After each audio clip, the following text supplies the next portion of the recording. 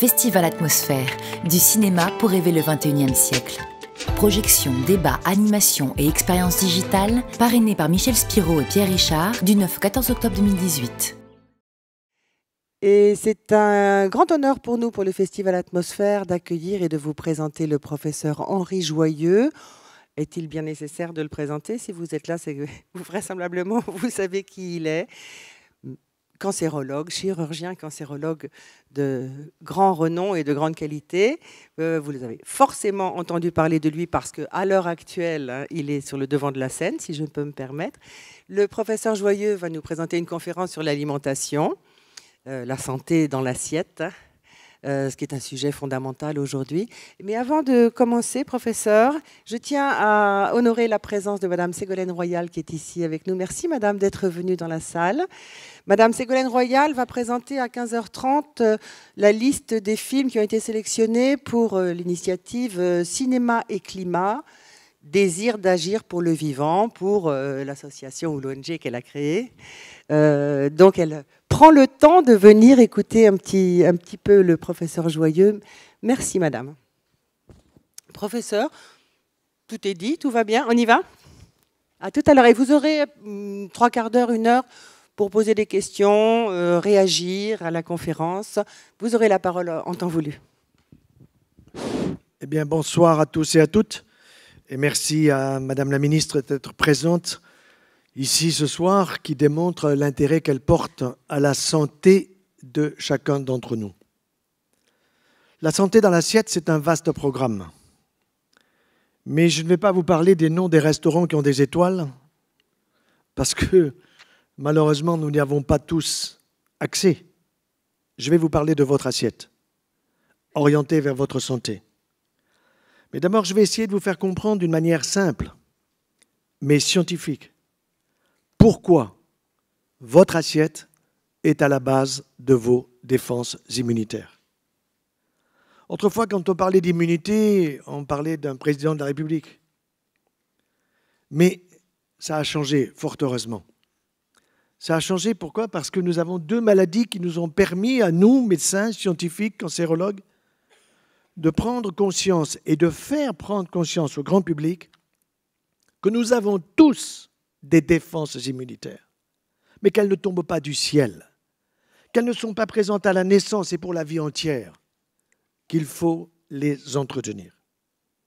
Et la base de cet entretien, c'est votre assiette, du petit déjeuner, du repas du midi et du repas du soir. Nous vivons dans une société occidentale qui ne va pas bien. Nous avons trop de maladies. Les centres anticancéreux sont pleins à craquer. Nous avons de nouvelles maladies. Et aujourd'hui, on a presque l'impression que les bien portants seront moins nombreux que les malades. Quand je dis malades, je prends un exemple tout simple. Quand nous avons nos anciens qui rentrent en maison de retraite, en tout cas dans la ville de Montpellier où je réside, on leur offre un plumier. Et ils se mettent à penser qu'il s'agit probablement pour mettre des crayons et une gomme, pour écrire aux petits-enfants. Non, pas du tout. Là-dedans, vous avez des rayons lundi, mardi, mercredi, 8h, 10h, midi, et là-dedans, il y a des cachets, des cachetons. Il y en a pour tout. Il y en a pour la respiration, il y en a pour l'audition, il y en a pour la vision, il y en a pour le tube digestif, il y en a pour tout. Et quand vous regardez, pas besoin de prendre une loupe, ce qu'on leur donne à manger, leur assiette, c'est une catastrophe. C'est souvent l'inverse de ce qu'il faut faire. Alors, vous allez me dire, mais nous aussi, notre assiette, nous la remplissons comme nous pouvons. On nous a bien dit que le bio, c'était meilleur, mais est-ce vraiment vrai? Parce que c'est plus cher. Mais non, ce n'est pas plus cher. C'est plus cher si vous ne savez pas réfléchir, si vous ne savez pas choisir. Et vous vous rendrez compte que vous pouvez parfaitement manger issu de l'agriculture biologique et, s'il vous plaît, de proximité. Vous n'avez pas besoin d'aller chercher des produits, même si nous aimons les Turcs, les Polonais ou autres. Nous avons tout ce qu'il faut dans notre magnifique pays. Mais le problème, c'est que nous sommes conditionnés. On nous transforme en consommateurs. Mais vous n'êtes pas là pour ça, vous êtes là parce que vous voulez être des acteurs de votre santé.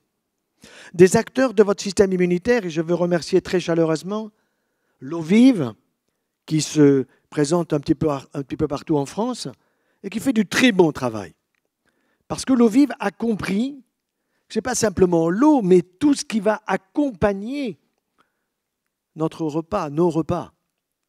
Alors, commençons d'abord par nos défenses immunitaires. Quand le bébé naît, idéalement, il va passer par la voie naturelle. Et déjà, il va prendre quelque chose pour son immunité qui s'appelle tout simplement, mesdames, le microbiote vaginal. Vous entendez microbe? Mais là, c'est microbiote. Ça veut dire que ce sont des microbes qui sont positifs pour la santé de cette région de la femme. Et cet enfant, avec sa petite tête, avec ses lèvres, avec son petit corps qui passe, il va déjà prendre ce microbiote qui est le début de son immunité. Il va continuer en n'allant pas à la pharmacie au sein de sa maman. Et là, il a le meilleur de tous les vaccins.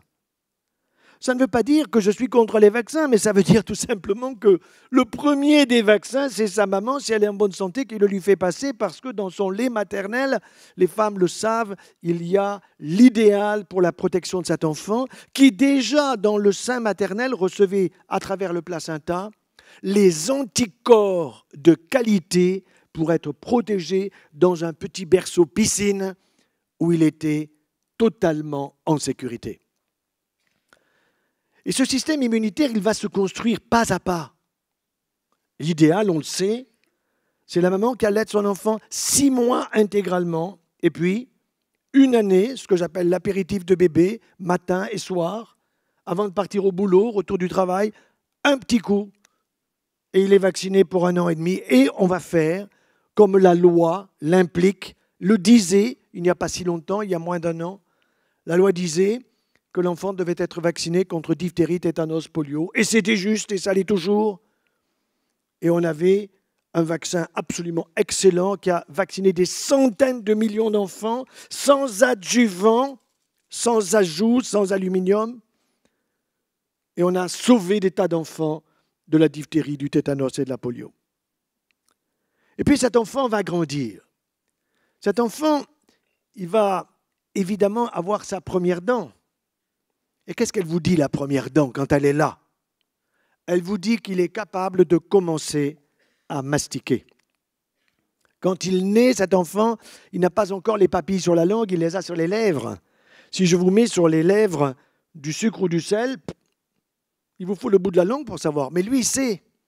Lui, il sait parce qu'il a tout ce qu'il faut sur ses lèvres quand il est tout petit et que progressivement, en même temps que son système dentaire se construit, il va pouvoir commencer à consommer des aliments. Lesquels? D'abord du végétal.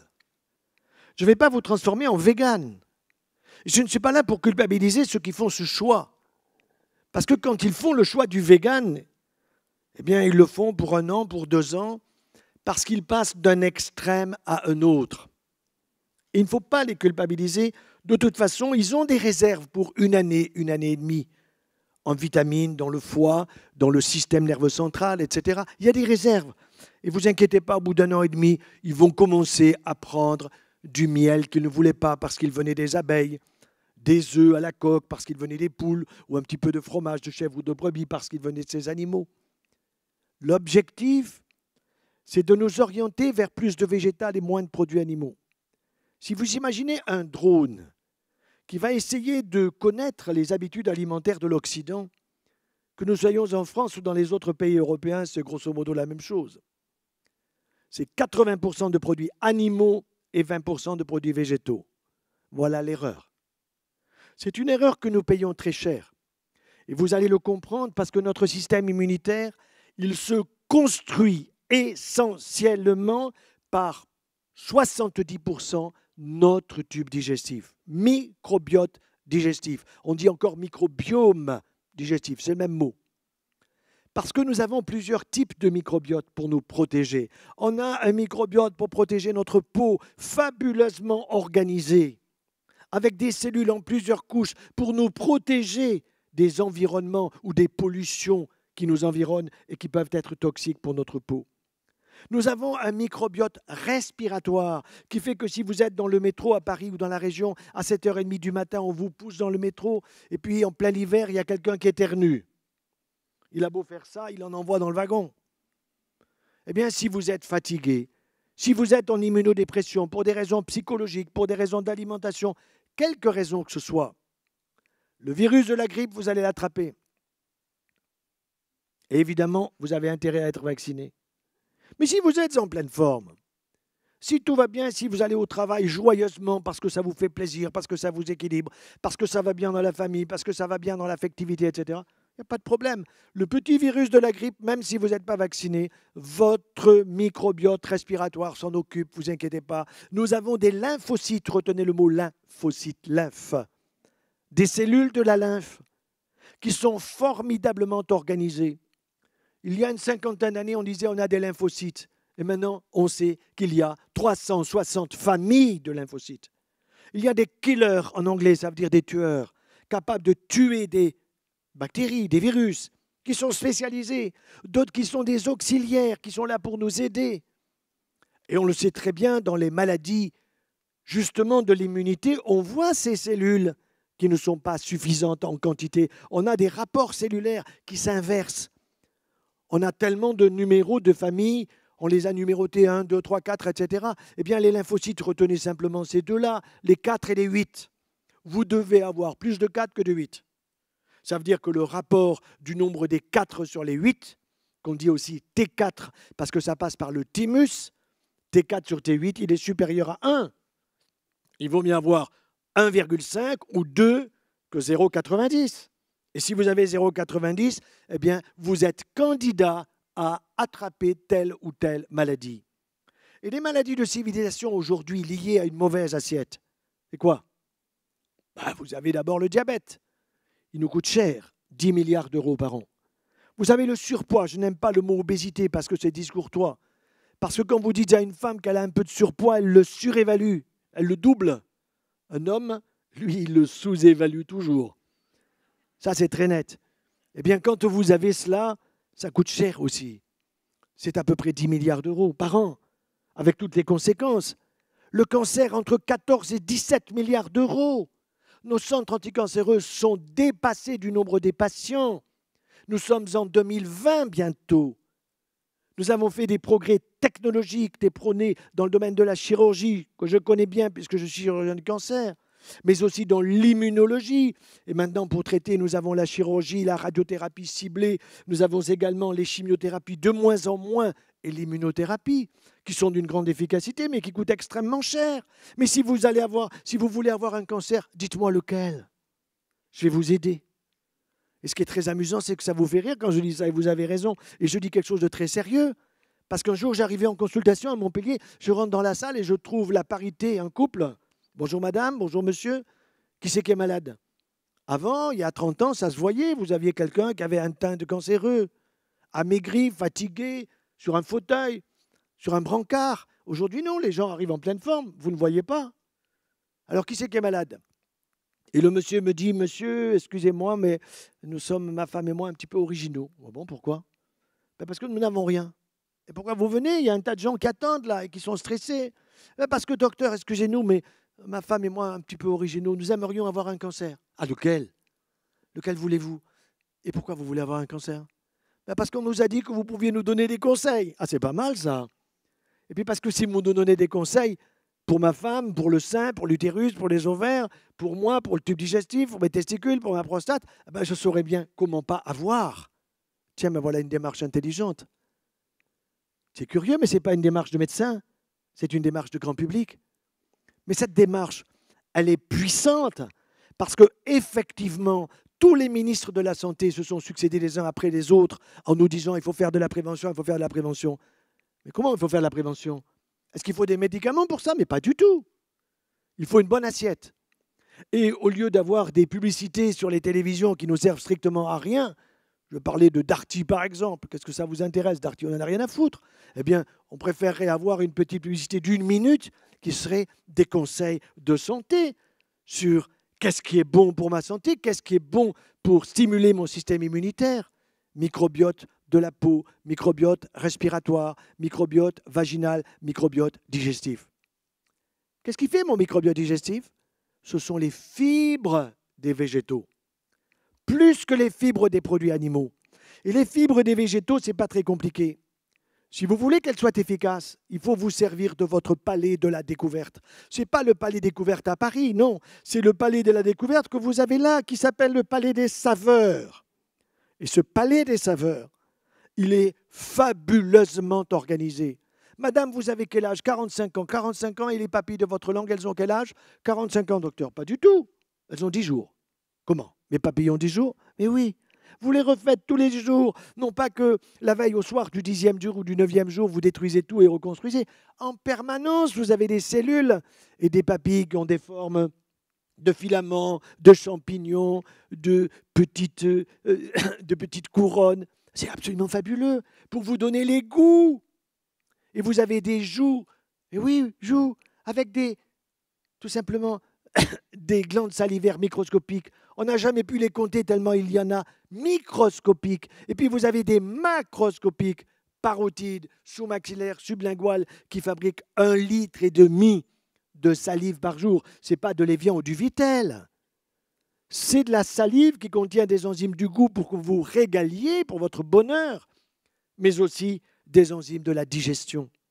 Et ces enzymes de la digestion, elles sont très importantes parce que pour les rendre actives, non seulement il faut la salive, mais pour que la salive soit là, il faut mastiquer. Vous avez là des muscles de chaque côté qu'on appelle masséter, mastication. Et quand vous mastiquez avec vos ratounes, vous en avez 32, je vous rappelle, ce n'est pas que pour la photo. C'est que vous envoyez alors dans votre estomac des produits qui sont des produits soit liquides, soit pâteux. Et si votre estomac reçoit des produits en morceaux, il n'est pas content, il vous le dit. Pourquoi? Parce qu'il va vous faire sécréter davantage de produits acides, acide chlorhydrique, pour faire le travail qui n'a pas été fait là-haut, premièrement. Deuxièmement, les morceaux, ils vont buter contre un sphincter que vous ne pouvez pas diriger vous-même, car le sphincter du pylore, il s'ouvre quand l'estomac est content. Ce n'est pas vous qui décidez, c'est votre estomac. Mais vous pouvez décider avant, vous pouvez décider quand vous avez fait bien le travail. Ça veut dire que quand vous avez un morceau dans votre palais des saveurs, il faut le mastiquer au minimum une 20aine de fois. Et pas, paf, j'avale. Faire comme les animaux.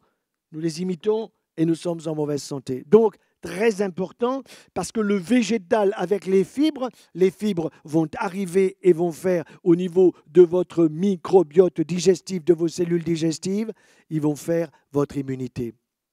Nos cellules, c'est un feu d'artifice fabuleux. Vous savez bien que vos cheveux y poussent et que vos ongles poussent. Mais savez-vous que vos globules blancs, vous les refaites tous les 8 jours, tous les 7 jours, que vos globules rouges tous les 120 jours, que votre foie, si vous avez 30 ans, vous l'avez fait 30 fois, vous le refaites tous les ans, que vous refaites vos poumons, que vous refaites votre pancréas, que nous refaisons tous nos organes régulièrement d'une manière différente. Mais encore faut-il, qu'ils soient bien oxygénés, ça veut dire respiration, atmosphère. Nous sommes dans cette journée magnifique, ces quelques jours d'atmosphère où on a compris tout ça. Et puis, évidemment, il faut que vous ayez une bonne pression artérielle. Il faut que votre cœur gauche, en ce moment même, vous n'êtes pas en train de lui dire hey, « n'oublie pas d'envoyer du sang rouge de la tête aux pieds ». Il fait ça tout seul. Mais en même temps, il faut le récupérer, ce sang, quand il est parti à la périphérie, les 5 à 6 litres toutes les secondes. Oui, il va le récupérer. Mais pour le récupérer venant du haut, quand nous sommes debout, c'est facile parce que ça va venir tout simplement par la pression naturelle, parce que nous sommes debout. Mais les pieds, comment vous faites? Eh bien, parce que nous avons, au fond, nous n'avons pas qu'un seul cœur ici, nous en avons 3. Ah bon, on a 3 cœurs, docteur? Mais oui, bien sûr. Vous avez celui qui est dans le thorax et vous en avez 2 autres sur la plante des pieds. Seulement, c'est vous qui les actionnez. Comment c'est moi? Eh bien oui, parce que vous avez une semelle veineuse de lac veineux, de lacis veineux assez épais, et il faut renvoyer tout ça vers le haut. Et comment vous allez renvoyer? Ben, il faut appuyer. C'est pour ça que je ne suis pas favorable aux pantoufles ou aux babouches. Vous avez compris? Donc, il faut absolument que nous soyons conscients du fonctionnement de notre corps, de nos organes, de notre circulation. Et par exemple, quand vous voyez une personne âgée, eh bien très souvent elle est fatiguée. Pourquoi? Parce que malheureusement, comme nous, médecins, nous avons trop peur de l'accident vasculaire cérébral et de ceci et de cela, eh bien, nous avons oublié que la tension artérielle, elle monte grosso modo d'un point tous les 10 ans à partir de 55-60 ans. Et donc, à 70 ans, à 80 ans, à 90, vous aurez peut-être 15-16 de tension. Il le faut pour votre cerveau. Car si, au lieu d'avoir 15 ou 16, vous avez 12 ou 13, vous êtes peut-être content, mais vous êtes crevé. Et si vous êtes fatigué, vous êtes déprimé. Et si vous êtes déprimé, cacheton, antidépresseur. Vous ne dormez pas, somnifère, on pense à vous. Vous savez, c'est comme la publicité de L'Oréal. Mesdames, vous le valez bien. D'accord ? Bon, tout ça, ce sont donc des notions qui sont des notions qui ne sont pas compliquées. Mais ça veut dire que mon assiette, comment je vais la constituer. Évidemment, il y a un petit déjeuner, il y a un repas de midi, un repas du soir, j'ai dit ça, c'est évident. Mais il va falloir forcer sur le végétal dès le petit déjeuner. Je le dis aux enfants, il y en a qui sont ici au premier rang. Qu'est-ce que tu prends un petit déjeuner? Kellogg's. Mais c'est la dernière des choses à prendre. Il faut que tu aies une pomme, il faut que tu aies une poire, il faut que tu aies un kiwi, il faut que tu aies une banane, peu importe ce que tu aimes. Mais il faut des fruits frais de saison. Et il faut déjà avoir un bon fruit ou deux fruits s'ils sont petits et se régaler, bien les mastiquer et prendre son temps. Et puis, qu'est-ce qui est important encore? Un œuf à la coque. Ah bon? Pas un œuf dur? Ben, est-ce que vous avez vu une poule pondre un œuf dur? Vous m'amenez? Jamais vu ça. Parce que l'œuf dur, c'est pas bon, vous abîmez le jaune. Si vous avez l'œuf à la coque avec le jaune liquide ou l'œuf au plat avec le jaune liquide que vous prenez à la petite cuillère, aïe, aïe, aïe, avec un peu de sel, que c'est bon. Mais docteur, mon cholestérol, mais c'est du bon cholestérol. Qui c'est qui nous a dit que c'était du mauvais? Ce sont les Américains qui nous ont dit ça. Pourquoi? Parce qu'ils ont ramassé toute la planète pour que nous prenions tous des hypocholestérolémiants. Vous n'en avez pas besoin, sauf ceux qui ont une hypercholestérolémie familiale d'origine génétique. C'est une petite quantité de la population. Seulement les laboratoires, qu'est-ce qu'ils font? Ils vous mettent taux normal de cholestérol jusqu'à 2 grammes. Mais ce n'est pas vrai. C'est jusqu'à 3. Donc si vous avez 2,50, 2,60, 2,80, il le faut. Absolument. Bien sûr que si vous avez 5 ou 6 grammes, c'est que vous avez un problème de formation importante par votre foie. Il vous manque des enzymes. Ça, c'est une hypercholestérolémie familiale et vous avez besoin d'un médicament. Vous comprenez pourquoi je suis contre les abus médicamenteux. Nous ne sommes pas faits pour être sous médicaments. Aujourd'hui, un enfant qui est né, on commence par lui donner de la vitamine D. Mais attendez, vitamine D, mais l'enfant, quand il sort du ventre de sa mère, il va prendre le soleil, il va prendre le bon air. Alors évidemment, là, nous sommes dans un amphi un peu fermé, mais si nous vivons dans le noir, c'est sûr qu'il faudra absolument que nous recevions de la vitamine D, mais sinon, ce n'est pas la peine. J'étais il n'y a pas très longtemps au Maroc, un congrès que de femmes. Donc, une femme pose la question, « Docteur, que pensez-vous de la vitamine D ?» Je dis, « Qui c'est qui prend la vitamine D ici ?» Toutes les mains se lèvent. Bon, mais c'est incroyable. Elles sont toutes bronzées comme des chaises. Au Maroc, il fait soleil le jour, la nuit. Bon. Je dis, mais qui c'est qui est fatigué? Elles ont toutes levé la main. Et pourquoi elles sont fatiguées? Parce qu'elles ont un foie qui stocke de la vitamine D en excès. La bonne vitamine D, vous la fabriquez sous la peau. Grâce au soleil, c'est merveilleusement organisé, notre organisme. Et pourquoi vous ne le sauriez pas? Pourquoi vous n'auriez pas le droit de le savoir? Et si moi je le sais, je dois vous le faire savoir. Vous n'avez pas besoin de vitamine D, sauf si effectivement vous vivez enfermé chez vous. Et quand j'ai dit qu'au Maroc, la seule indication de vitamine D, c'était la burqa, elles ont applaudi. Elles m'ont dit, dites-le partout. Mais bien sûr, c'est aberrant sur le plan simplement de la santé, ça n'a pas de sens. Donc, vous allez mettre des fruits dès les petits déjeuners, vous allez en mettre dans la journée. Mais docteur, les fruits, il faut les prendre à quelle heure? Le chrono, je le mets à quelle heure? Mon téléphone portable pour qu'il sonne et qu'il me rappelle quand est-ce que... Mais ça n'a aucun sens. Prenez-le quand ça vous va bien. Ça peut être avant le repas, au milieu du repas, à la fin du repas, dans l'après-midi. Ça m'est égal. L'important, c'est d'en consommer 4 à 6 par jour. Plus vous avancez, plus il faut en consommer. Une femme récemment me disait dans une conférence, « Docteur, moi, vous savez, toutes les semaines, 3 fois par semaine, je fais à mon mari avec beaucoup d'amour une petite pomme au four. » Je dis, « Madame, vous serez veuve avant tout le monde. » Ah! Mais vous tuez la pomme! Et le mari et la pomme. Pourquoi? Parce que vous abîmez les fibres, parce que vous foutez en l'air les vitamines, parce que vous lui donnez que du sucre. Et avec ce sucre, qu'est-ce qu'il va faire? Du gras. Ah ah! Si vous allez à Paris quand vous êtes fatigué, C'est assez amusant parce que mes collègues parisiens, vous savez, ils ont, eux, des nœuds papillons. Et puis, pas le pointu, n'est-ce pas? Moi, j'ai l'accent du Midi, vous avez bien compris. Bon. Et donc, quand vous allez voir l'hépatologue, hein, le médecin généraliste vous dit, allez voir un hépatologue. Bon. Alors, l'hépatologue, il vous dit, mesdames, monsieur, vous avez une hépatopathie stéatosique. Vous n'avez rien compris, quoi. Bon. Ah, dans le Midi, les gens, ils disent, c'est quoi? Ben, c'est le foie gras. Ah bon? Eh oui, vous avez un foie gras. Je me souviens un jour d'un homme et de son épouse. Je tranquillise son épouse qui était inquiète pour sa santé. Elle me dit, est-ce que vous pouvez voir le dossier de mon mari? Ben, avec plaisir, madame, montrez-moi. Alors, je vois le dossier, puis je dis, qu'est-ce qui se passe? Oh, ben, il se lève 4 fois la nuit. Le monsieur, non, 2 fois. Bon, vous voyez, on voit tout de suite que ça chauffe dans la famille, n'est-ce pas? Bon, alors, très bien, je regarde. Eh, monsieur, vous avez une belle prostate. 100 cm3, hein? Elle me dit, n'est-ce pas? Je dis, oui, mais c'est la prostate du veau. Hein? Ah. Je continue, parce que la prostate normale de l'homme, c'est la balle de golf. Ce n'est pas le pamplemousse. Vous comprenez? Quand vous avez le pamplemousse, évidemment, ça comprime sur le canal, et à ce moment-là, vous êtes obligé de vous lever, vous n'arrivez pas à évacuer correctement votre vessie. Mais d'où ça vient, tout ça? Pourquoi nous voyons 70 000 nouveaux cas de cancer prostatique par an en France? Bah, c'est pas compliqué. Vous avez le tabac, qui n'est pas bon, du tout. Pas du tout. Vous avez une alimentation en particulier qui prend et qui consomme trop de facteurs de croissance. Mais c'est quoi, docteur, les facteurs de croissance? Eh ben, les facteurs de croissance, vous les avez dans le produit laitier de la vache pour la croissance de son petit qui s'appelle le veau. Mais ce n'est pas le petit Karim ou la petite Julie. Le petit Karim ou la petite Julie, il prend quoi? 5 kilos en une année. Et le veau, il en comprend combien? Quasiment 1 par jour, 365 dans l'année.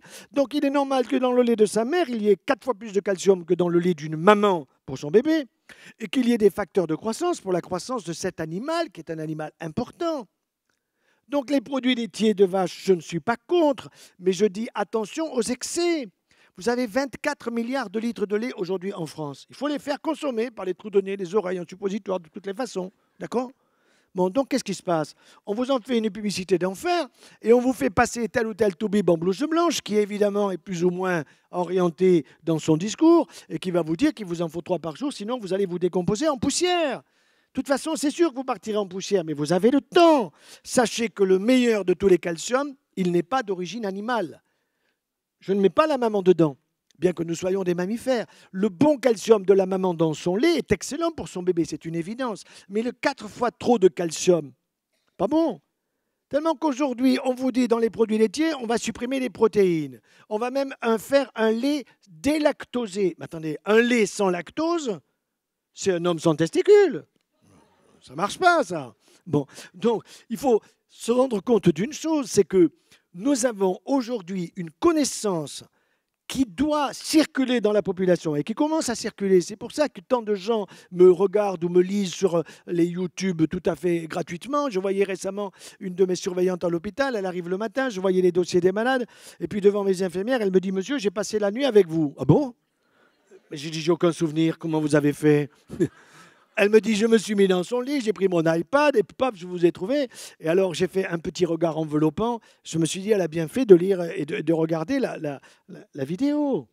Parce que je lui ai expliqué qu'il fallait tout ça réduire. Vous voyez ce que je veux dire? Parce que le gras, le tissu gras dans notre corps, il n'est pas bon pour notre santé. Il est même cancérigène. Une de mes collègues de l'INSERM à Toulouse a démontré, messieurs, que le gras que nous avons dans le bas-ventre, là-bas, au fond, tout autour de la prostate, il induit tout simplement le cancer sur les cellules de la prostate. 70 000 nouveaux cas par an, 10 000 morts. Vous vous rendez compte si nous perdions tant de soldats? Alors que le problème, c'est qu'un cancer de la prostate à un âge très avancé, c'est banal. Au-delà de 80-85 ans, c'est une forme de vieillissement naturel. Et si nous avons 100 hommes qui meurent, admettons, à 100 ans et un jour, vous vérifiez la prostate au microscope, il y a tous des cellules cancéreuses, mais ils ne sont pas morts de cela. Vous voyez ?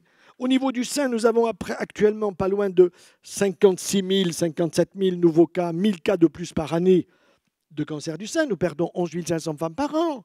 Mais c'est aberrant tout ça. Tout ça pourquoi? Parce qu'on ne veut pas nous expliquer quels sont les éléments de la prévention. Je ne supporte pas le mot régime. C'est un mot qui est très mauvais. Pourquoi?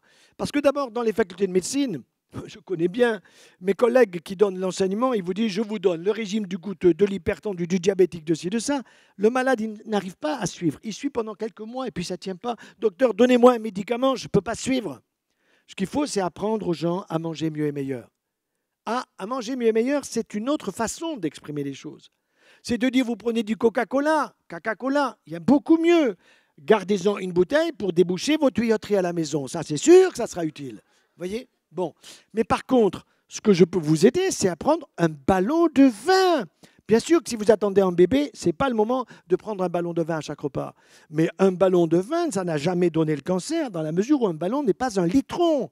Vous comprenez ? Bon. Donc, il faut comprendre que dans nos boissons et dans notre alimentation, il y a absolument tout ce qu'il faut pour développer mon système immunitaire. Et ce système immunitaire, il est fait de milliards de cellules. Si je regarde par exemple dans mon foie, j'ai 25 fois plus de cellules pour protéger mon foie que de cellules qui font le boulot de fabriquer telle ou telle albumine, telle ou telle protéine qui va transporter le fer ou autre dans mon corps.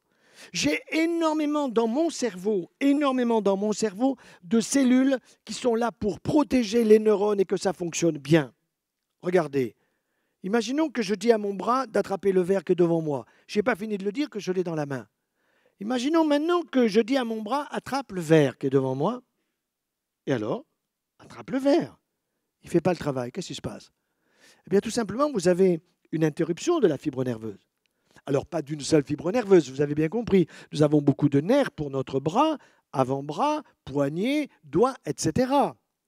Qu'est-ce que c'est la sclérose en plaques? C'est une maladie auto-immune. Et cette maladie auto-immune, d'où vient-elle? Elle vient des mauvaises habitudes alimentaires que nous prenons et en particulier des excès calciques animaux. Pourquoi? Des publications récentes, scandinaves et américaines, ont démontré que le calcium d'origine animale était un interrupteur de la fibre nerveuse. Imaginons que j'ai l'interrupteur là de cette salle, j'appuie sur l'interrupteur et je l'éteins. Vous me direz, vous réappuyez, vous allumez, d'accord. Mais un interrupteur de la fibre nerveuse, c'est quoi? C'est tout simplement quelque chose qui abîme ce qui est autour de l'axe nerveux. Et vous avez un électricien, quand il a son fil jaune, son fil bleu et son fil rouge, vous voyez ça très bien, il sait les unir les uns aux autres. Qu'est-ce que c'est le jaune, le rouge ou le bleu qui est autour? C'est ce qui permet justement au courant de passer dans le bon sens. Eh bien, c'est la même chose. Nous avons autour de nos axes nerveux de la myéline, et la myéline, c'est tout simplement un produit gras de qualité, lequel? Acides gras essentiels. Où les trouve-t-on, docteur? Dans les poissons et dans les fruits de mer. Ah oui, mais docteur, la mer est polluée. D'accord. Mais moi, je vais vous aider, non pas à dépolluer la mer, ça, je ne suis pas capable, mais à dépolluer votre poisson par la cuisson à la vapeur douce. C'est le sauna. Vous allez faire subir à votre viande, à vos patates, à vos carottes, à votre poisson, vous allez lui faire subir une cuisson à la vapeur douce qui ne dépasse pas 95 degrés, et l'eau propre que vous avez mis au départ dans votre cuit-vapeur, quand vous avez fait cuire votre poulet, votre poisson ou tout ce que vous voudrez, vous regardez, ça sent pas bon. Pourquoi? Ça sent pas bon exactement comme que nous transpirons quand nous allons au hammam. Nous éliminons les pesticides de l'environnement. Et ces pesticides de l'environnement, ils sont malheureusement beaucoup plus nombreux qu'on ne le pense. Regardez ce qui s'est passé avec le glyphosate. Les Allemands, c'est Monsanto, Bayer, tout ça, c'est la même maison. Donc, l'objectif, c'est que ça doit, je ne sais pas de quelle façon, être efficace au niveau politique. Et donc, ils ont accepté de poursuivre. La France n'a pas pu dire que vous en mangerez encore pendant 3 ans. Alors qu'on sait que c'est toxique. Mais nous n'avons pas besoin d'un remplaçant du glyphosate. Nous avons besoin de rien du tout. Regardez un champ de blé. Un champ de blé aujourd'hui de Monsanto, il vous arrive aux genoux. Les champs de blé d'autrefois, quand nous étions enfants, ils nous arrivaient aux épaules. Eh bien, les champs de blé, je vous le dis, je vous assure, ils vont repartir aux épaules. Pourquoi? Parce qu'il y a une prise de conscience du grand public là-dessus, qui est en train de dire, d'une part, à son boulanger, à sa boulangère, « Madame, je veux du pain issu des semences anciennes. » C'est-à-dire des graines de froment qui sont venues de ces semences anciennes, qui n'ont pas subi ce qu'on appelle le gène du nanisme. Et le gène du nanisme, c'est pour raccourcir la tige de blé. Pourquoi? Parce que l'ingénieur est allé voir le paysan et il a dit au paysan, tu es paysan toi, moi je suis ingénieur, costard 3 pièces, tout ce que tu veux, je suis sorti de telle et telle école, je vais t'expliquer, montre-moi ton champ. Ah, ton champ c'est ça, mais il y a une haie là-bas, il faut que tu la vires, tu auras un champ plus grand. Ah oui, mais Mahé, c'est mon arrière-aïeul du temps de Napoléon, je ne sais pas lequel, qui avait mis ça pour éviter que le champ ne verse, n'est-ce pas, à cause du vent, et qui était très bien orienté. Juste. Non, non, non, c'est fini, tout ça, enlève-moi tout ça, tu vas voir un champ, une récolte, tu vas te mettre à genoux devant moi après. Bon, première récolte. Allô, monsieur Janier? Ah, formidable. Ah ben, tu vois, je te l'avais dit, tu as bien fait de m'écouter. Et puis, qu'est-ce qu'il a fait, le paysan? Il est allé couper les magnifiques, tout simplement, grains, épis de blé qu'il a pu trouver pour les ressemer. Et puis l'année d'après, ça ne va pas. La récolte, c'est la moitié. Allô, monsieur l'ingénieur, il y a un problème. Mais tu vois bien que tu es un paysan, tu ne m'as pas écouté. Il faut que tu me rachètes la semence tous les ans. Vous comprenez le système? Voilà comment ça fonctionne. Eh bien ça, il faut que le grand public le sache. Et il le sait de plus en plus. C'est pour ça que dans les conférences, ça gêne certaines personnes, mais moi, ça ne me gêne pas du tout. Les gens sont parfaitement capables de comprendre. Vous avez le même nombre de neurones que moi. La différence, c'est que vous avez tel ou tel métier où je ne suis pas compétent et que moi, j'ai un autre métier et que je suis là pour transmettre. C'est ça mon objectif. C'est de transmettre et je sais que quand vous avez pigé, vous allez transmettre. Il y a des enfants qui sont là, il y a des petits-enfants, ils écoutent, hein, croyez-moi. Hein. Après, ils vont dire, papa, ta pomme d'Adam, elle a bougé que 10 fois. Ça veut dire que tu n'as pas mastiqué 20 fois. Le docteur, il a dit que tu devais mastiquer 20 fois. Les enfants le savent. Papa, au petit déjeuner, tu ne m'as pas mis un fruit, tu m'as mis du Kellogg's, il a dit que ça valait que dalle. Le Nutella, il faut le laisser tout simplement là-bas, le Nutella, aux Italiens. Ça leur va très bien. Ça ne veut pas dire que le chocolat, c'est pas bon, mais ça veut dire qu'il y a de l'huile de palme. Et l'huile de palme, désolé, c'est pas bon pour notre santé. Vous comprenez? Donc, il faut arroser nos salades avec quoi? Avec de l'huile d'olive de chez nous. Nous n'avons pas besoin d'aller, j'aime bien la Tunisie, le Maroc, l'Algérie, etc. Mais nous avons de la très bonne huile d'olive chez nous. Pourquoi nous sommes obligés de voir, par exemple, des tomates d'Espagne qui vont en Hollande et des tomates de Hollande qui descendent en Espagne? Attendez, on est où là? Qu'est-ce que c'est cette incohérence? Nous avons perdu les boussoles du bon sens. Nous pouvons manger mieux et meilleur et ce n'est pas si difficile que ça. Alors vous allez me dire, et les protéines, docteur? Est-ce que je peux prendre quand même un petit peu de charolais? Mais bien sûr, mais pas tous les jours. Savez-vous que le jambon, quand même, c'est la fesse du cochon? Ah oui, mais la dame me dit, mais vous savez, le repas avec mon mari, le soir, on ne mange pratiquement pas. Pourtant, elle pèse un quintal, quoi, mais elle ne mange pas. Vous voyez, bon. Alors, elle ne mange pas, mais quand vous demandez, parlez-moi un peu de votre menu, bah, elle vous dit, on a pris avec mon mari une petite salade, et puis on a pris oui, une petite soupe, et puis après, on a pris oui, une petite tranche de jambon. Oui, mais les tranches de jambon, ça se vend par 3. Ça ne se divise pas par 2, 3. Donc, vous faites 3 madame et 3 monsieur, vous comprenez? Bon, ça, c'est excessif, c'est abusif. Et sur le problème des produits laitiers, les produits laitiers, vous avez quoi? Les produits laitiers végétaux, les produits laitiers animaux. Je mets à part la maman, ce n'est pas un animal. Bon, vous avez la vache, vous avez la chèvre, vous avez la brebis. Et récemment à Paris, une dame a levé la main, vous avez oublié la chamelle. Elle était au cirque Pinder. Bon, normal. Bon, alors, je dis, écoutez, madame, c'est pas compliqué. Autrefois, nos mamans faisaient bouillir les laits. Les plus anciens d'entre vous qui sont ici s'en souviennent. On faisait bouillir le lait qu'on allait chercher à la ferme et il y avait la crème épaisse. On faisait de bonnes choses avec. Mais nos mamans, elles étaient géniales sans le savoir. D'abord, ce qu'elles voulaient, c'est que nous ayons un lait de qualité qui soit stérile. Ça, c'est vrai, en le faisant bouillir, ça l'était. Mais ce qu'elles ne savaient pas, que nous savons aujourd'hui, c'est que en faisant bouillir le lait qui prend un certain temps, ce n'est pas une petite minute ou quelques secondes, elle détruisait les facteurs de croissance. Les facteurs de croissance, ce sont des molécules puissantes, très puissantes, avec ce qu'on appelle des ponts disulfures. Un pont disulfure, c'est une molécule de soufre, une autre molécule de soufre, vous les réunissez, ça fait un pont. Eh bien, vous avez 3 types de facteurs de croissance. Un, pour la périphérie de l'animal, qu'on appelle épidermal growth factor. Il y en a aussi dans le lait de la maman pour son bébé humain. Mais quand vous caressez les fesses d'un bébé et les fesses d'un veau, ce n'est pas la même consistance. Vous comprenez? Il y a beaucoup plus d'épidermal growth factor dans le lait de la vache pour son petit que dans celui de la maman. Et ce n'est pas tout à fait la même formule. D'autre part, vous avez l'insuline growth factor, facteur de croissance insulinique. Insuline, ça vous rappelle pancréas, c'est l'intérieur de l'organisme. Et là aussi, vous avez des ponts disulfures qu'il faut faire sauter pour que nous ne les consommions pas. Et enfin, vous avez le TGF, Transforming Growth Factor, qui lui transforme muscles, articulations. Ça donne un animal avec un squelette extrêmement solide, musclé, tendineux, osseux. Ce n'est pas le nôtre. C'est pas le nôtre. Or, en cancérologie, je connais malheureusement trop le problème, à savoir que quels sont les nouveaux traitements d'aujourd'hui? ce sont des anticorps monoclonaux qui ne sont que des molécules anti-facteurs de croissance. Vous entendez? Anti-facteurs de croissance. Nous avons une tumeur très particulière et qui est magnifique à expliquer, très simple à comprendre, que nous pouvons voir se développer par exemple dans notre estomac. Et souvent, elle se cache, la coquine, dans une partie de l'estomac que nous voyons difficilement, qui ne nous gêne pas trop pour nous alimenter au départ. Et donc, elle prend du volume. Elle peut avoir un volume qui monte au volume d'une orange ou d'un pamplemousse. Ça s'appelle GIST, gastro-intestinal stromal tumor, peu importe le nom. Autrefois, quand un patient avait cela, un homme ou une femme, c'était 1 an et demi de vie, on ne pouvait rien faire. On pouvait opérer, on pouvait faire tous les rayons de la Terre, toutes les chimiothérapies, ça ne marchait pas.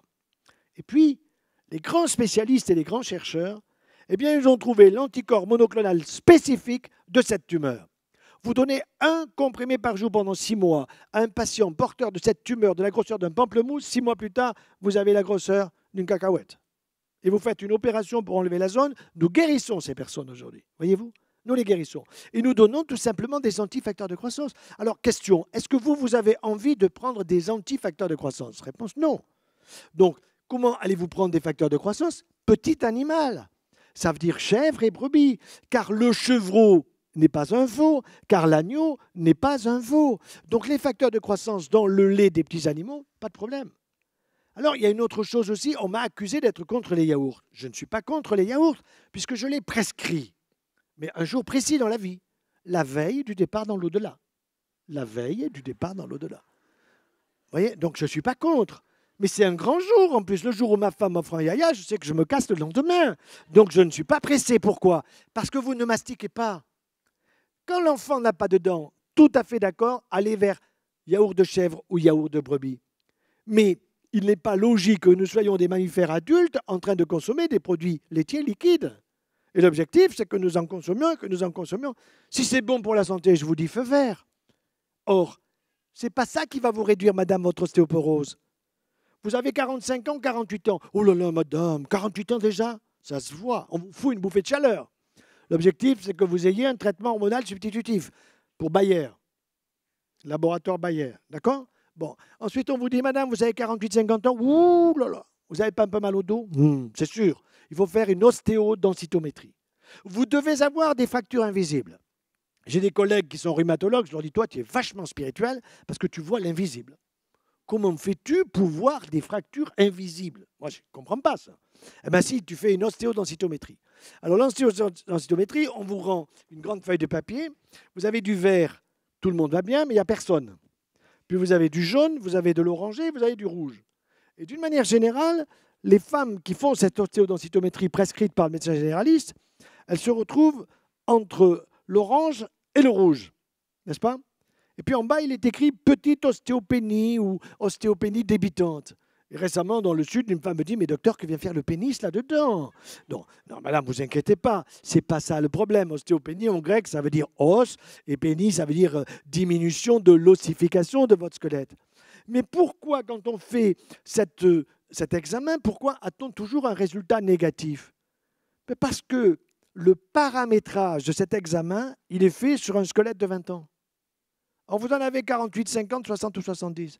Donc c'est normal que vous n'ayez pas la même ossification qu'à 20 ans.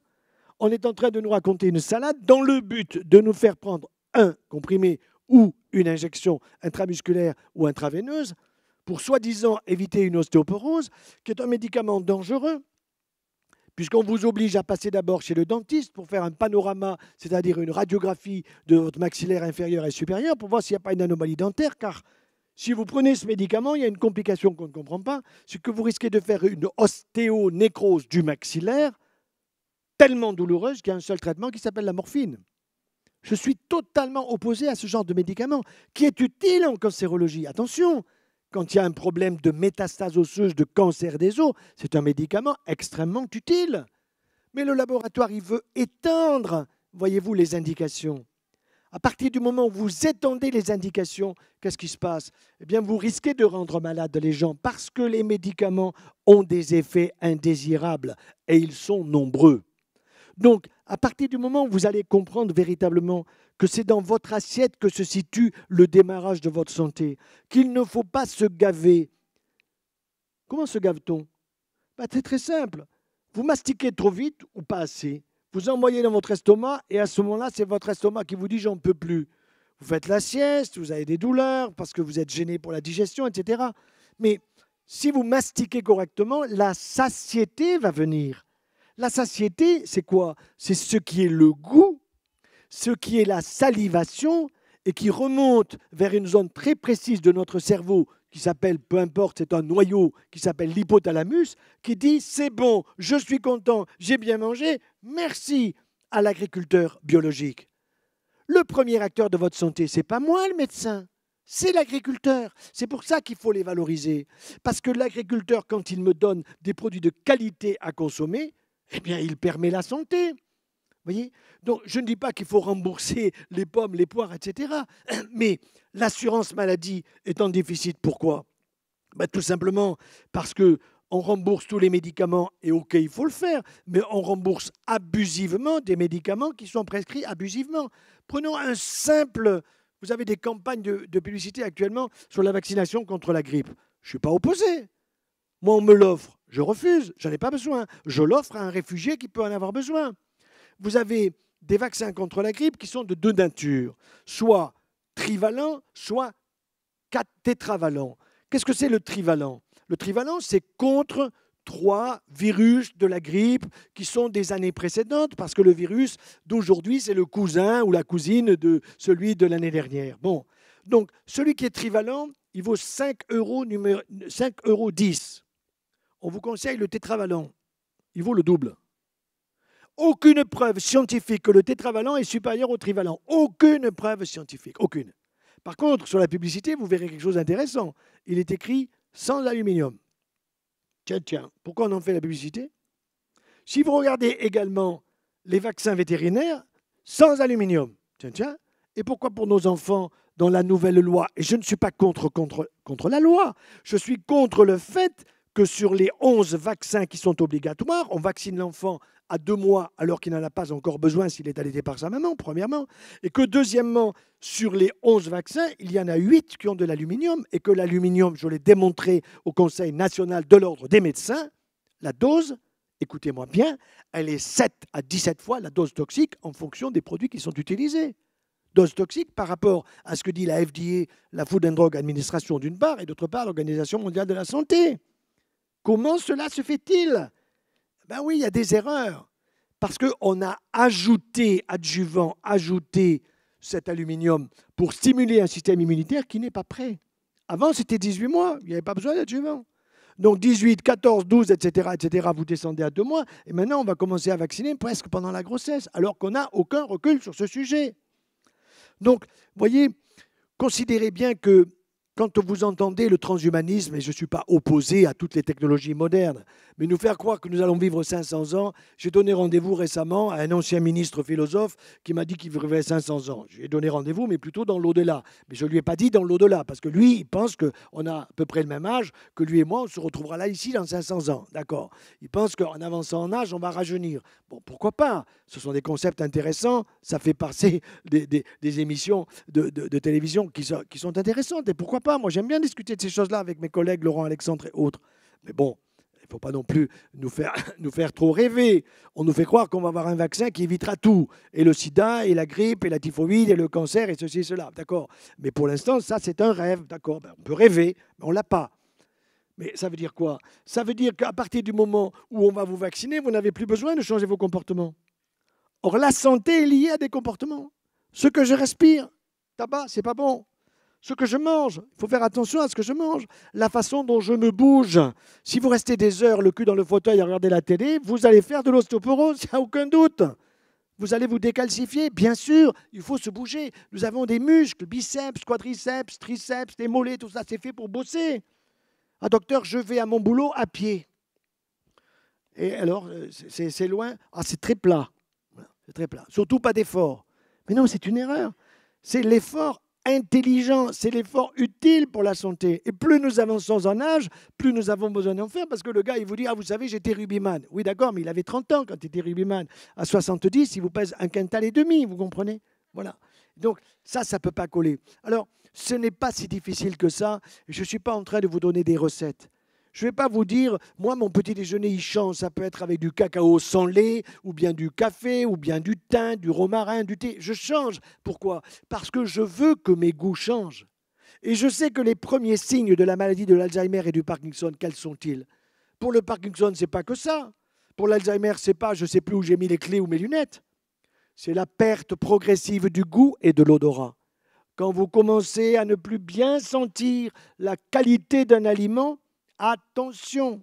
Ça veut dire qu'il faut le garder dans le palais des saveurs, que le bon verre de vin de Provence ou d'ailleurs, il faut qu'il passe de la joue droite à la joue gauche, du palais haut au palais bas, et le produit, le fruit, etc., il faut bien le mastiquer pour bien le goûter. Et qu'avant, quand vous prenez un carré de chocolat, première chose à faire, c'est le sentir. Si ça ne sent pas de chocolat, c'est que soit ce n'est pas du bon, soit c'est vous qui avez un début en route vers Alzheimer et Parkinson. On a pratiquement 1 million de personnes atteintes aujourd'hui. Mais on ne leur dit pas ce qu'il faut faire. Or, on peut réduire l'évolution d'une maladie comme celle-là en changeant les habitudes alimentaires. Dans les maisons de retraite, un œuf à la coque tous les jours, un carré de chocolat matin et soir, du miel de nos abeilles, des produits de la ruche, de la propolis pour stimuler l'immunité quand on a des petites brûlures au niveau de l'ésophage, pour éviter des antibiotiques, pour éviter le tubologue. Vous voyez ce que je veux dire? Tubologue, on vous descend un tube par en haut, un tube par en bas. Maintenant, on a tout ce qu'il faut pour rejoindre. Vous voyez? Donc, non, mais tout ça, je ne suis pas contre, encore une fois, mais pas d'abus. Méfions-nous de cela. Cancer de la prostate, récemment, je voyais un monsieur qui avait un cancer de la prostate complètement affolé. Parce qu'on lui dit, l'un lui dit, il faut enlever la prostate, un autre lui dit, non, vous ne la faites pas enlever, un autre lui dit, on va vous faire du frise, du froid, un autre, on va vous faire du chaud. Mais non, il n'y a plus besoin d'opérer le cancer de la prostate. Il faut faire le soleil sur la prostate. Non, ce n'est pas la lune sur la prostate, attention, hein, sur le soleil, n'est-ce pas? Non, c'est simplement une radiothérapie très bien ciblée. Je suis chirurgien, j'ai des collègues radiothérapeutes qui sont d'une précision extrême aujourd'hui, d'une efficacité fantastique. Et vous n'avez pas besoin d'opérer la prostate et de l'enlever. Vous voyez, ce sont des choses importantes à savoir. Quand vous voyez des tumeurs cérébrales aujourd'hui, quand vous voyez le nombre de jeunes femmes atteintes de cancer du sein, d'hommes ou de femmes jeunes atteintes de cancer du côlon ou du rectum, parfois avec une découverte déjà avec des métastases hépatiques, mais vraiment, il y a de quoi s'inquiéter. Et quand vous observez, quand vous interrogez les gens sur leurs moyens, la façon de vivre, de s'alimenter, de dormir, leur stress au travail, leur stress familial, etc., mais vous retrouvez des causes. Ce n'est pas une cause. Autrefois, la tuberculose, c'était le bacille de Koch. Bon, ok. 1870, c'était sous Napoléon III, on a créé les sanatoriums. Un siècle plus tard, 1970, on les a fermés. On a guéri la tuberculose. Elle est en train de revenir. Attention, elle est en train de revenir. Bon. Si nous regardons aujourd'hui les centres anticancéreux, les instituts du cancer, on les a créés sous De Gaulle en 1945. Est-ce qu'on va les fermer un siècle plus tard, en 2045? Je pense qu'en 2045, si nous sommes raisonnables, nous guérirons le cancer. On n'aura pas fermé les centres anticancéreux. Mais ce que nous guérissons aujourd'hui, c'est que nous les voyons arriver suffisamment tôt, au stade 0, au stade 1, au stade 2. On les voit assez tôt, on a tout ce qu'il faut pour soigner et pour guérir. Ce que nous ne guérissons pas, c'est ce que nous voyons arriver à des stades tardifs, à des stades évolués. Donc, on peut imaginer que dans les années qui viennent, par la prévention, ce que nous diagnostiquons aujourd'hui tôt, nous allons les faire passer dans la prévention, c'est-à-dire nous allons leur éviter. Et d'ailleurs, quand nous voyons les gens dans les centres anticancéreux, nous leur demandons de revenir. Pourquoi ? Nous devons leur expliquer que nous voulons simplement vérifier qu'ils écoutent les conseils que nous donnons pour ne pas faire de récidive. Mais pas leur mettre dans la tête « je veux vous revoir parce que j'ai peur d'une récidive pour vous ». Parce que là, vous leur foutez la trouille. Nous voulons simplement vérifier qu'ils suivent bien les conseils de la prévention. C'est ça l'avenir de la médecine. C'est ça qui doit faire qu'il doit y avoir des ordonnances de prévention écrites, tapées à la machine ou autre, ça m'est égal, de telle façon que les gens, et qu'on puisse les aider à contrôler l'arrêt du tabagisme, le changement des habitudes alimentaires, le fait d'avoir une activité physique, le fait d'être moins stressé, moins angoissé, de réduire les médicaments. Vous avez 6 millions de femmes et d'hommes qui prennent du lévothyrox. Il y en a peut-être 1 million qui en ont besoin. Le laboratoire il veut que vous en preniez à vie. En réalité, qu'est-ce que vous faites? Vous prenez du soja. Bon, mais le soja que vous avez dans notre pays ou en Occident, ce n'est pas le même soja que vous avez en Chine, en Indonésie ou au Japon.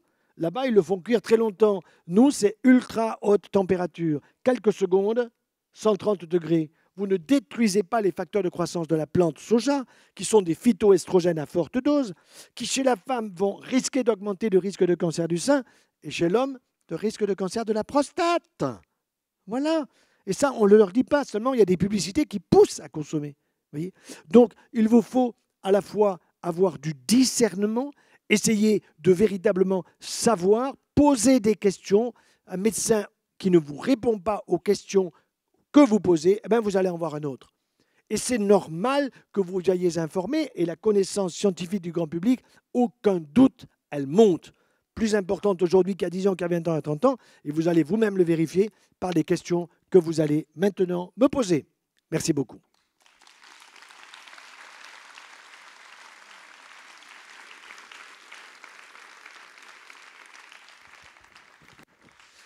Alors, il y a des micro-baladeurs, mais il faut faire attention, nous ne sommes pas en consultation, nous sommes en public. Donc, vous n'êtes pas là pour dire mon mari il a ceci, ma femme il a cela, ou mon petit ceci ou cela. Si vous avez une question qui est personnelle, essayez de la présenter d'une manière qu'on n'a pas l'impression que c'est vous qui êtes... vous voyez, hein, c'est une question pour tout le monde. Voilà, ça c'est très important, de telle façon que nous soyons véritablement, nous nous respections bien les uns les autres. Allons-y. Aucune question n'est mauvaise. Toutes sont bonnes. Voilà, je vois une dame là. Troisième rang. Merci pour tous ces conseils très intéressants, professeur Joyeux. Moi, j'ai une question. Je suis plus concernée par la vaccination parce que mes enfants sont grands, je suis grand-mère. Mais je me pose quand même la question de voir qu'aujourd'hui, et même à l'époque où moi, mes enfants étaient à l'école, on nous oblige à vacciner nos enfants, sinon on ne les admet pas à l'école. Alors, quelle est la réponse pour des jeunes parents aujourd'hui qui ont leurs enfants en bas âge? Vous avez tout à fait raison. Merci. Nous attendons avec mon épouse notre 17e petit enfant. Vous voyez, bon, je peux vous dire que nos petits-enfants sont vaccinés, mais ils n'auront pas les 11 vaccins. Et vous non plus, vous ne les aurez pas. Je ne parle pas de vous, mais vos petits-enfants, je vais vous expliquer pourquoi. Nous allons lancer d'ici une semaine, on est en train de corriger au point à la virgule près, protégé par la justice, ça s'appelle les avocats, d'une manière très précise. Nous allons demander d'une manière extrêmement rigoureuse la suppression de l'aluminium de tous les vaccins. Vous entendez tout, T-O-U-S, tous les vaccins. Parce que les doses,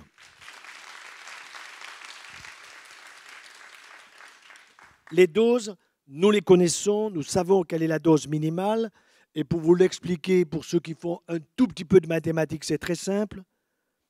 L'Organisation mondiale de la santé et la Food and Drug Administration vous dit l'aluminium, vous ne devez pas dépasser 1 mg par kilogramme de poids et par jour. 1 mg par kilogramme de poids et par jour. Attention, pris par voie orale, donc par voie digestive, n'est-ce pas? Bon. Un enfant de 2 mois, il pèse 5 kg.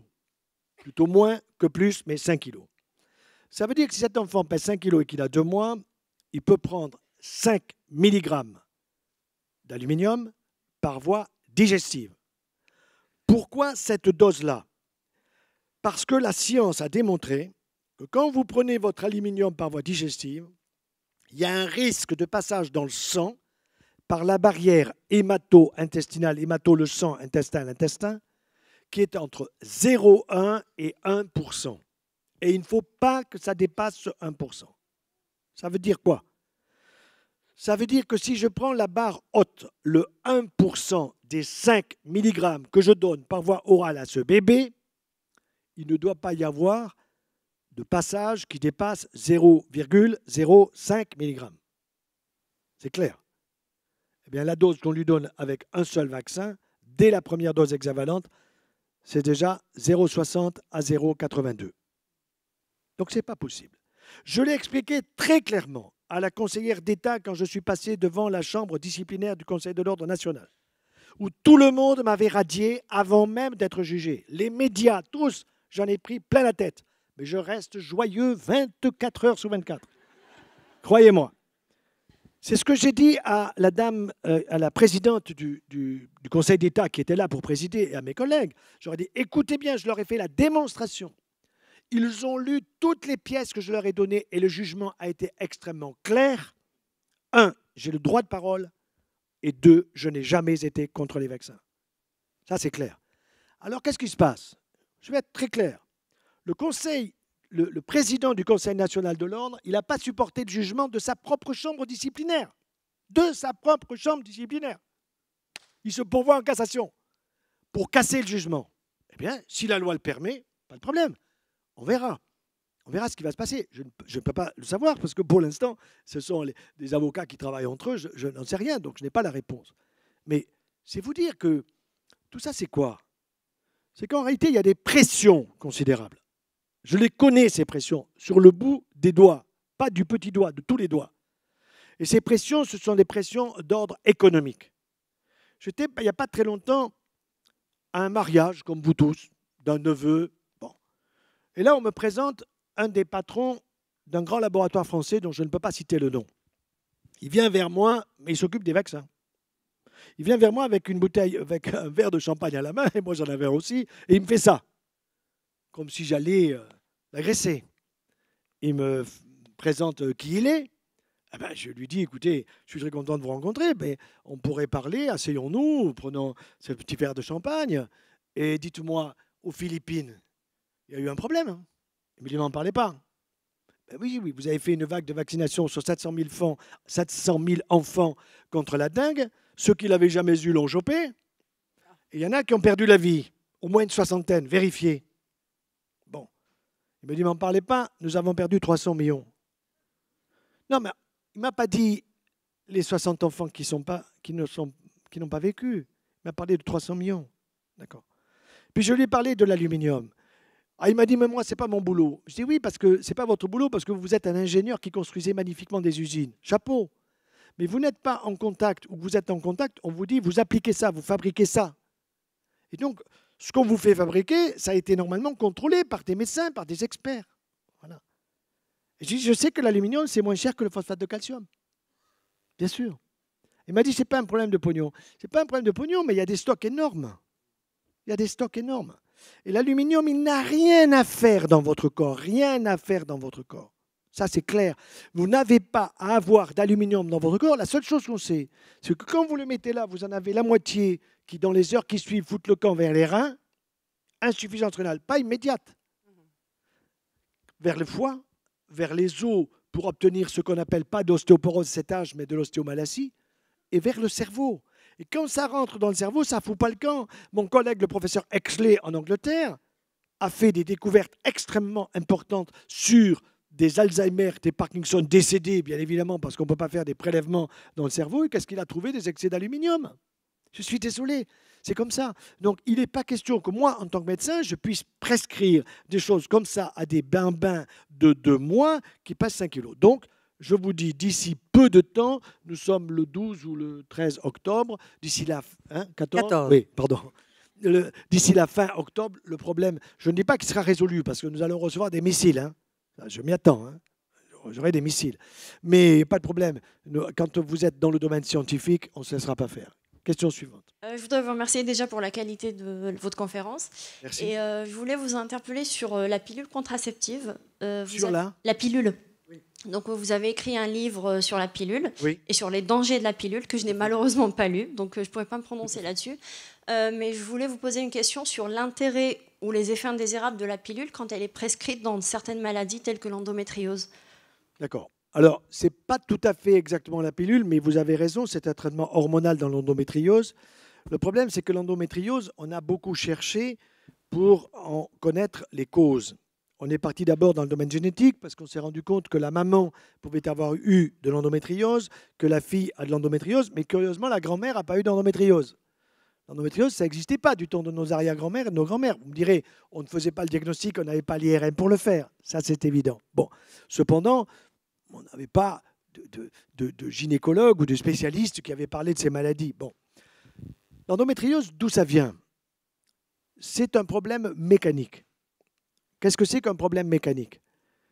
Lorsque vous mettez un tampon dans la voie génitale d'une femme ou d'une petite fille ou d'une jeune fille, à partir du moment où elle a ses cycles, sa puberté qui est en train d'arriver, il vous faut vérifier vous-même, madame, qu'est-ce que fait cette petite cigarette que l'on met dans la voie génitale? Ça devient un bouchon de champagne. Bon. C'est fait pour faire le rôle du buvard et de pomper le sang, mais il n'y a pas que du sang dans le sang dit des règles. Il y a du sang, il y a des cellules de l'intérieur de l'utérus, de l'endomètre. Certaines sont mortes, pas de problème, et d'autres sont encore vivantes. Le problème, c'est que la jeune fille de 12 ans, 13 ans, 14 ans, elle oublie tout ça. Bon. Et donc, quand le bouchon de champagne joue son véritable rôle, le sang, le grand danger, c'est qu'il fasse le mauvais circuit et qu'il aille dans les trompes. Or, dans les trompes, figurez-vous que nous avons des cils, enfin, pas nous, mais vous avez des cils, comme des petits cils là, qui servent tout simplement à ce que lorsque l'ovule est libéré au niveau du pavillon de la trompe, les cils se contractent de telle façon qu'ils amènent l'ovule vers l'utérus au cas où il rencontrerait un spermatozoïde pour créer un œuf humain. Bien. Mais le problème, c'est que si vous avez du sang qui prend le trajet de la trompe, le sang, il est péristaltogène. Ça veut dire quoi? Il permet la contraction de la musculature lisse. Si par exemple, vous avez une hémorragie, même pas très importante au niveau du tube digestif, eh bien, pratiquement, vous le savez, dans la minute qui suit, ça arrive à la sortie, tellement ça se contracte à toute vitesse. Le sang, il est péristaltogène, c'est-à-dire qu'il fait contracter la musculature lisse, et à ce moment-là, le sang plus les cellules vivantes de l'endomètre qui sont dans la trompe vont être libérées sur l'ovaire endométriose ovarienne, ou bien au niveau de la face antérieure du rectum, ou sur le bord antérieur de la vessie, etc. Et on dit qu'il y a une endométriose pelvienne. Et au moment où il y a le phénomène cyclique chez la jeune femme, eh bien, il y a tout simplement des douleurs qui sont importantes parce que ça fait un peu de sang. Et ce sang, au niveau du bas-ventre, ça fait mal. D'où on essaye de calmer en donnant un traitement hormonal. Bon. Donc, personnellement, ce que je crois, c'est que les jeunes mamans doivent faire savoir à leurs jeunes filles que le tampon, si vraiment elles le veulent, c'est uniquement le dernier jour des règles. C'est-à-dire quand il y en a le moins possible, si vous voulez, mais surtout pas le premier. Vous voyez, ça, c'est une première chose importante. Alors, il est certain que quand vous avez ce type de maladie, j'ai des collègues gynécologues qui ne font plus que ça, tellement il y en a, qui ne font plus que ça. Ils sont spécialisés en endométriose. C'est quand même incroyable. Bon. Mais on n'ose pas trop dire la cause. Or, cette cause, il n'y en a pas d'autre qu'une cause mécanique qui est liée à ce sujet-là. Donc, le problème, c'est qu'il suffit de mettre un tampon et qu'un jour, il y a un reflux, comme je viens de vous le dire, et l'endométriose, vous la créez. Vous voyez? Donc ça, déjà, c'est un point qui est capital. Alors, le traitement hormonal a son efficacité, mais qui est une efficacité symptomatique, c'est-à-dire que ça enlève le symptôme, mais ça n'enlève pas la cause. Et ça n'enlève pas la maladie. Donc parfois, il faut opérer, il faut aller enlever la zone endométriale parce que la jeune femme n'arrive pas à avoir un enfant qu'elle voudrait avoir, etc. Vous voyez? Donc ça, la première des choses à faire, c'est la prévention. Mais comme vous avez des pubs sur le sujet qui vous poussent à ces tampons, qu'est-ce que vous voulez? Les jeunes filles ou les jeunes femmes ne savent pas. Question suivante. Ah oui, je vous vois. Bonjour. Bonjour. On en parle aujourd'hui encore à demi-mot, et je ne sais pas si c'est un phénomène de mode. Qu'en est-il de l'huile de cannabis contre le cancer? Alors, l'huile de cannabis contre le cancer, premièrement, ça ne va pas vous guérir du cancer. Ça, c'est une chose. Deuxièmement, l'huile de cannabis peut être intéressante comme antalgique en particulier. Ça ne va pas vous stimuler votre immunité, contrairement à ce qui est écrit, parce qu'il y a une poussée business, je dirais, là-dessus. Mais il m'est arrivé de permettre à des jeunes qui étaient atteints d'une manière extrêmement grave de problèmes de cancer, d'ailleurs liés à la consommation de cannabis régulier parce que ça vous réduit votre immunité.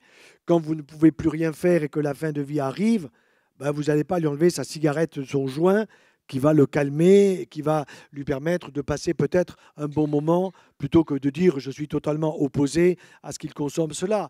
Ce qui est sûr, c'est que je déconseille à tout jeune dans les lycées, dans les collèges ou ailleurs de consommer cette saloperie sous forme de joint. Ça, c'est une aberration. Et aujourd'hui, quand vous voyez un jeune qui est atteint d'un cancer du système immunitaire, donc des défenses immunitaires, la première question que nous posons, c'est pas est-ce que tu fumes? Est-ce que tu as fumé des joints? Et il vous répond ah oui, pas beaucoup le week-end. Oui, mais le week-end, combien? C'est beaucoup. Je ne suis pas plus pour la cigarette que pour le joint, comprenez-moi bien. Mais ça veut dire qu'aujourd'hui, enfin, moi j'ai été comme vous tous de ma génération avant ou après, on ne nous a jamais proposé ces choses-là. Comment ça se fait qu'aujourd'hui, il y ait des tonnes et des tonnes de ces produits qui nous arrivent et que les gosses puissent trouver ça à la sortie du lycée, à la sortie du collège, qu'on puisse leur distribuer ça dans les clubs de sport, etc. D'où ça vient ça? D'où ça vient? Il y a un problème là. Il n'y a pas une goutte de tabac, tabac classique, n'est-ce pas, ou bien de cannabis qui peut vous faire du bien à un ado. C'est pas vrai. Alors, en fin de vie, moi, ça ne me gêne absolument pas d'en prescrire. Et si ça devient un médicament, j'en prescrirai. Et ça m'est déjà arrivé, je dirais presque un peu contre la loi, si vous voulez. Voyez, mes infirmières me disant, mais monsieur Joyeux, vous permettez à ce jeune de prendre du cannabis? Je dis, mais vous avez vu dans quel état il est? Et vous, si vous étiez là, vous ne pensez pas que je pourrais vous permettre d'en prendre, puisqu'il était habitué à en prendre? Il est en fin de vie, il lui reste peut-être 4 jours, 5 jours, 6 jours. Laissez-le tranquille. Question suivante. Monsieur. Oui, bonjour, et merci vraiment pour... Excusez-moi, mais où êtes-vous? Juste là. Ah, je vous vois, monsieur. Merci vraiment pour ce discours nourrissant.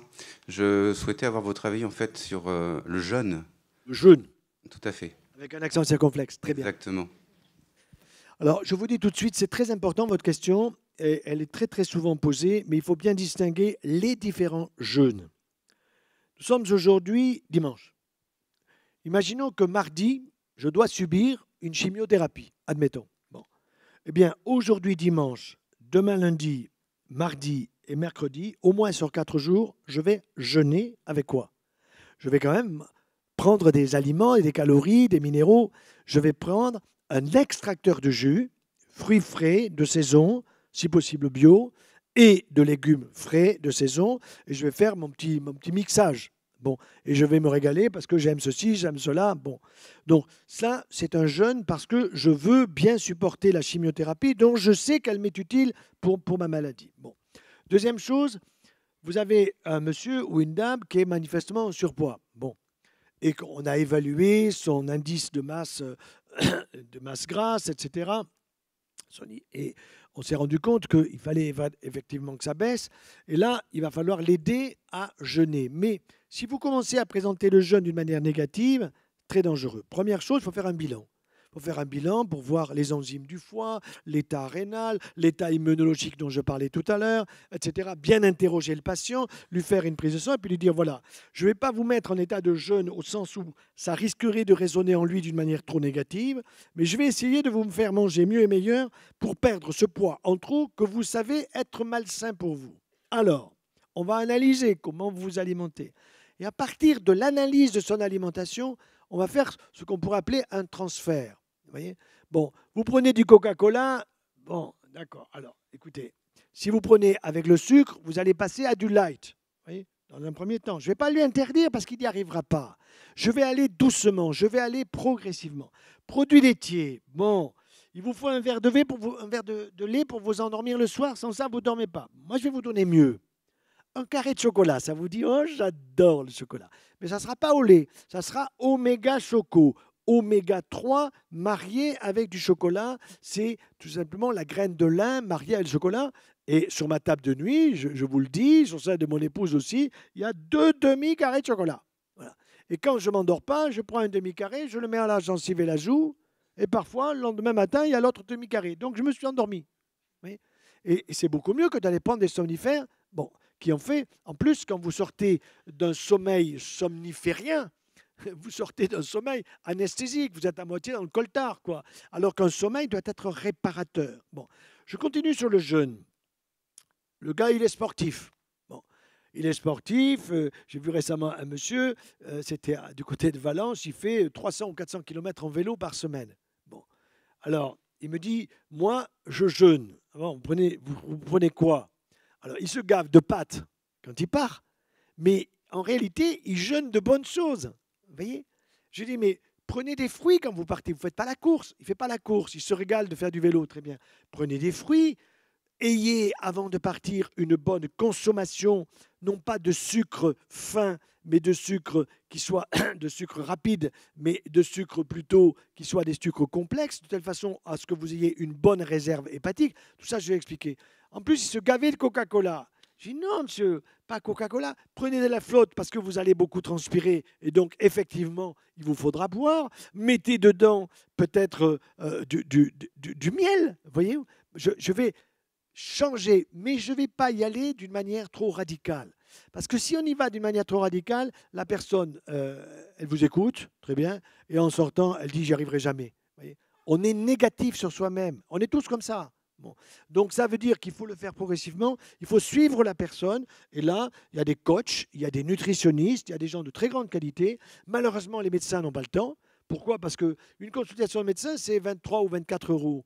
Bon, ben, si vous voulez nourrir la famille, eh bien, 24, 25 euros, il vous faut voir 40 malades dans la journée. Allez, un quart d'heure, un quart d'heure, un quart d'heure, un quart d'heure. C'est aberrant. La façon dont nous concevons la médecine aujourd'hui en France, c'est complètement aberrant. C'est tout à revoir. Professeur, je vous interromps une demi-seconde. C'est le thème du film et de la conférence que nous allons avoir Eh bien, voilà. à la suite de votre conférence avec Patrick Pelou sur le temps de l'écoute et la nécessité aujourd'hui d'avoir une médecine où les médecins peuvent écouter Tout à les fait. patients. Tout à fait. Donc, Moi, on me reproche au centre anticancéreux d'avoir des consultations trop longues.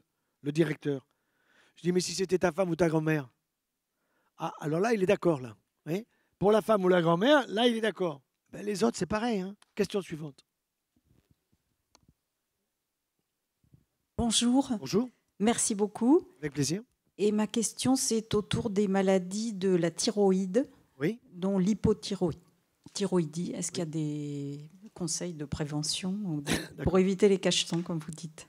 Alors, les maladies de la thyroïde, soit il s'agit d'une maladie cancéreuse qui n'est pas très grave. Attention, c'est un cancer de la thyroïde, il faut enlever la thyroïde. Là, il ne faut pas discuter. La thyroïde doit être enlevée et il faut remplacer la thyroïde par un traitement hormonal substitutif à vie. Bon. Il y a aussi des enfants, c'est rare, mais ça arrive, qui peuvent naître sans thyroïde. Ça arrive. Cet enfant aura tout simplement des hormones thyroïdiennes toute sa vie et pourra vivre normalement. Si c'est une fille, elle pourra parfaitement avoir des enfants. Si c'est un garçon, de la même façon. Bon. Ce qui est le plus fréquent aujourd'hui, c'est ce qu'on appelle la thyroïdite de Hashimoto. J'imagine que vous parlez de cela. Et la thyroïdite de Hashimoto, c'est quoi? C'est votre corps qui consomme des antigènes antithyroïdiens et votre corps va fabriquer des anticorps contre la thyroïde.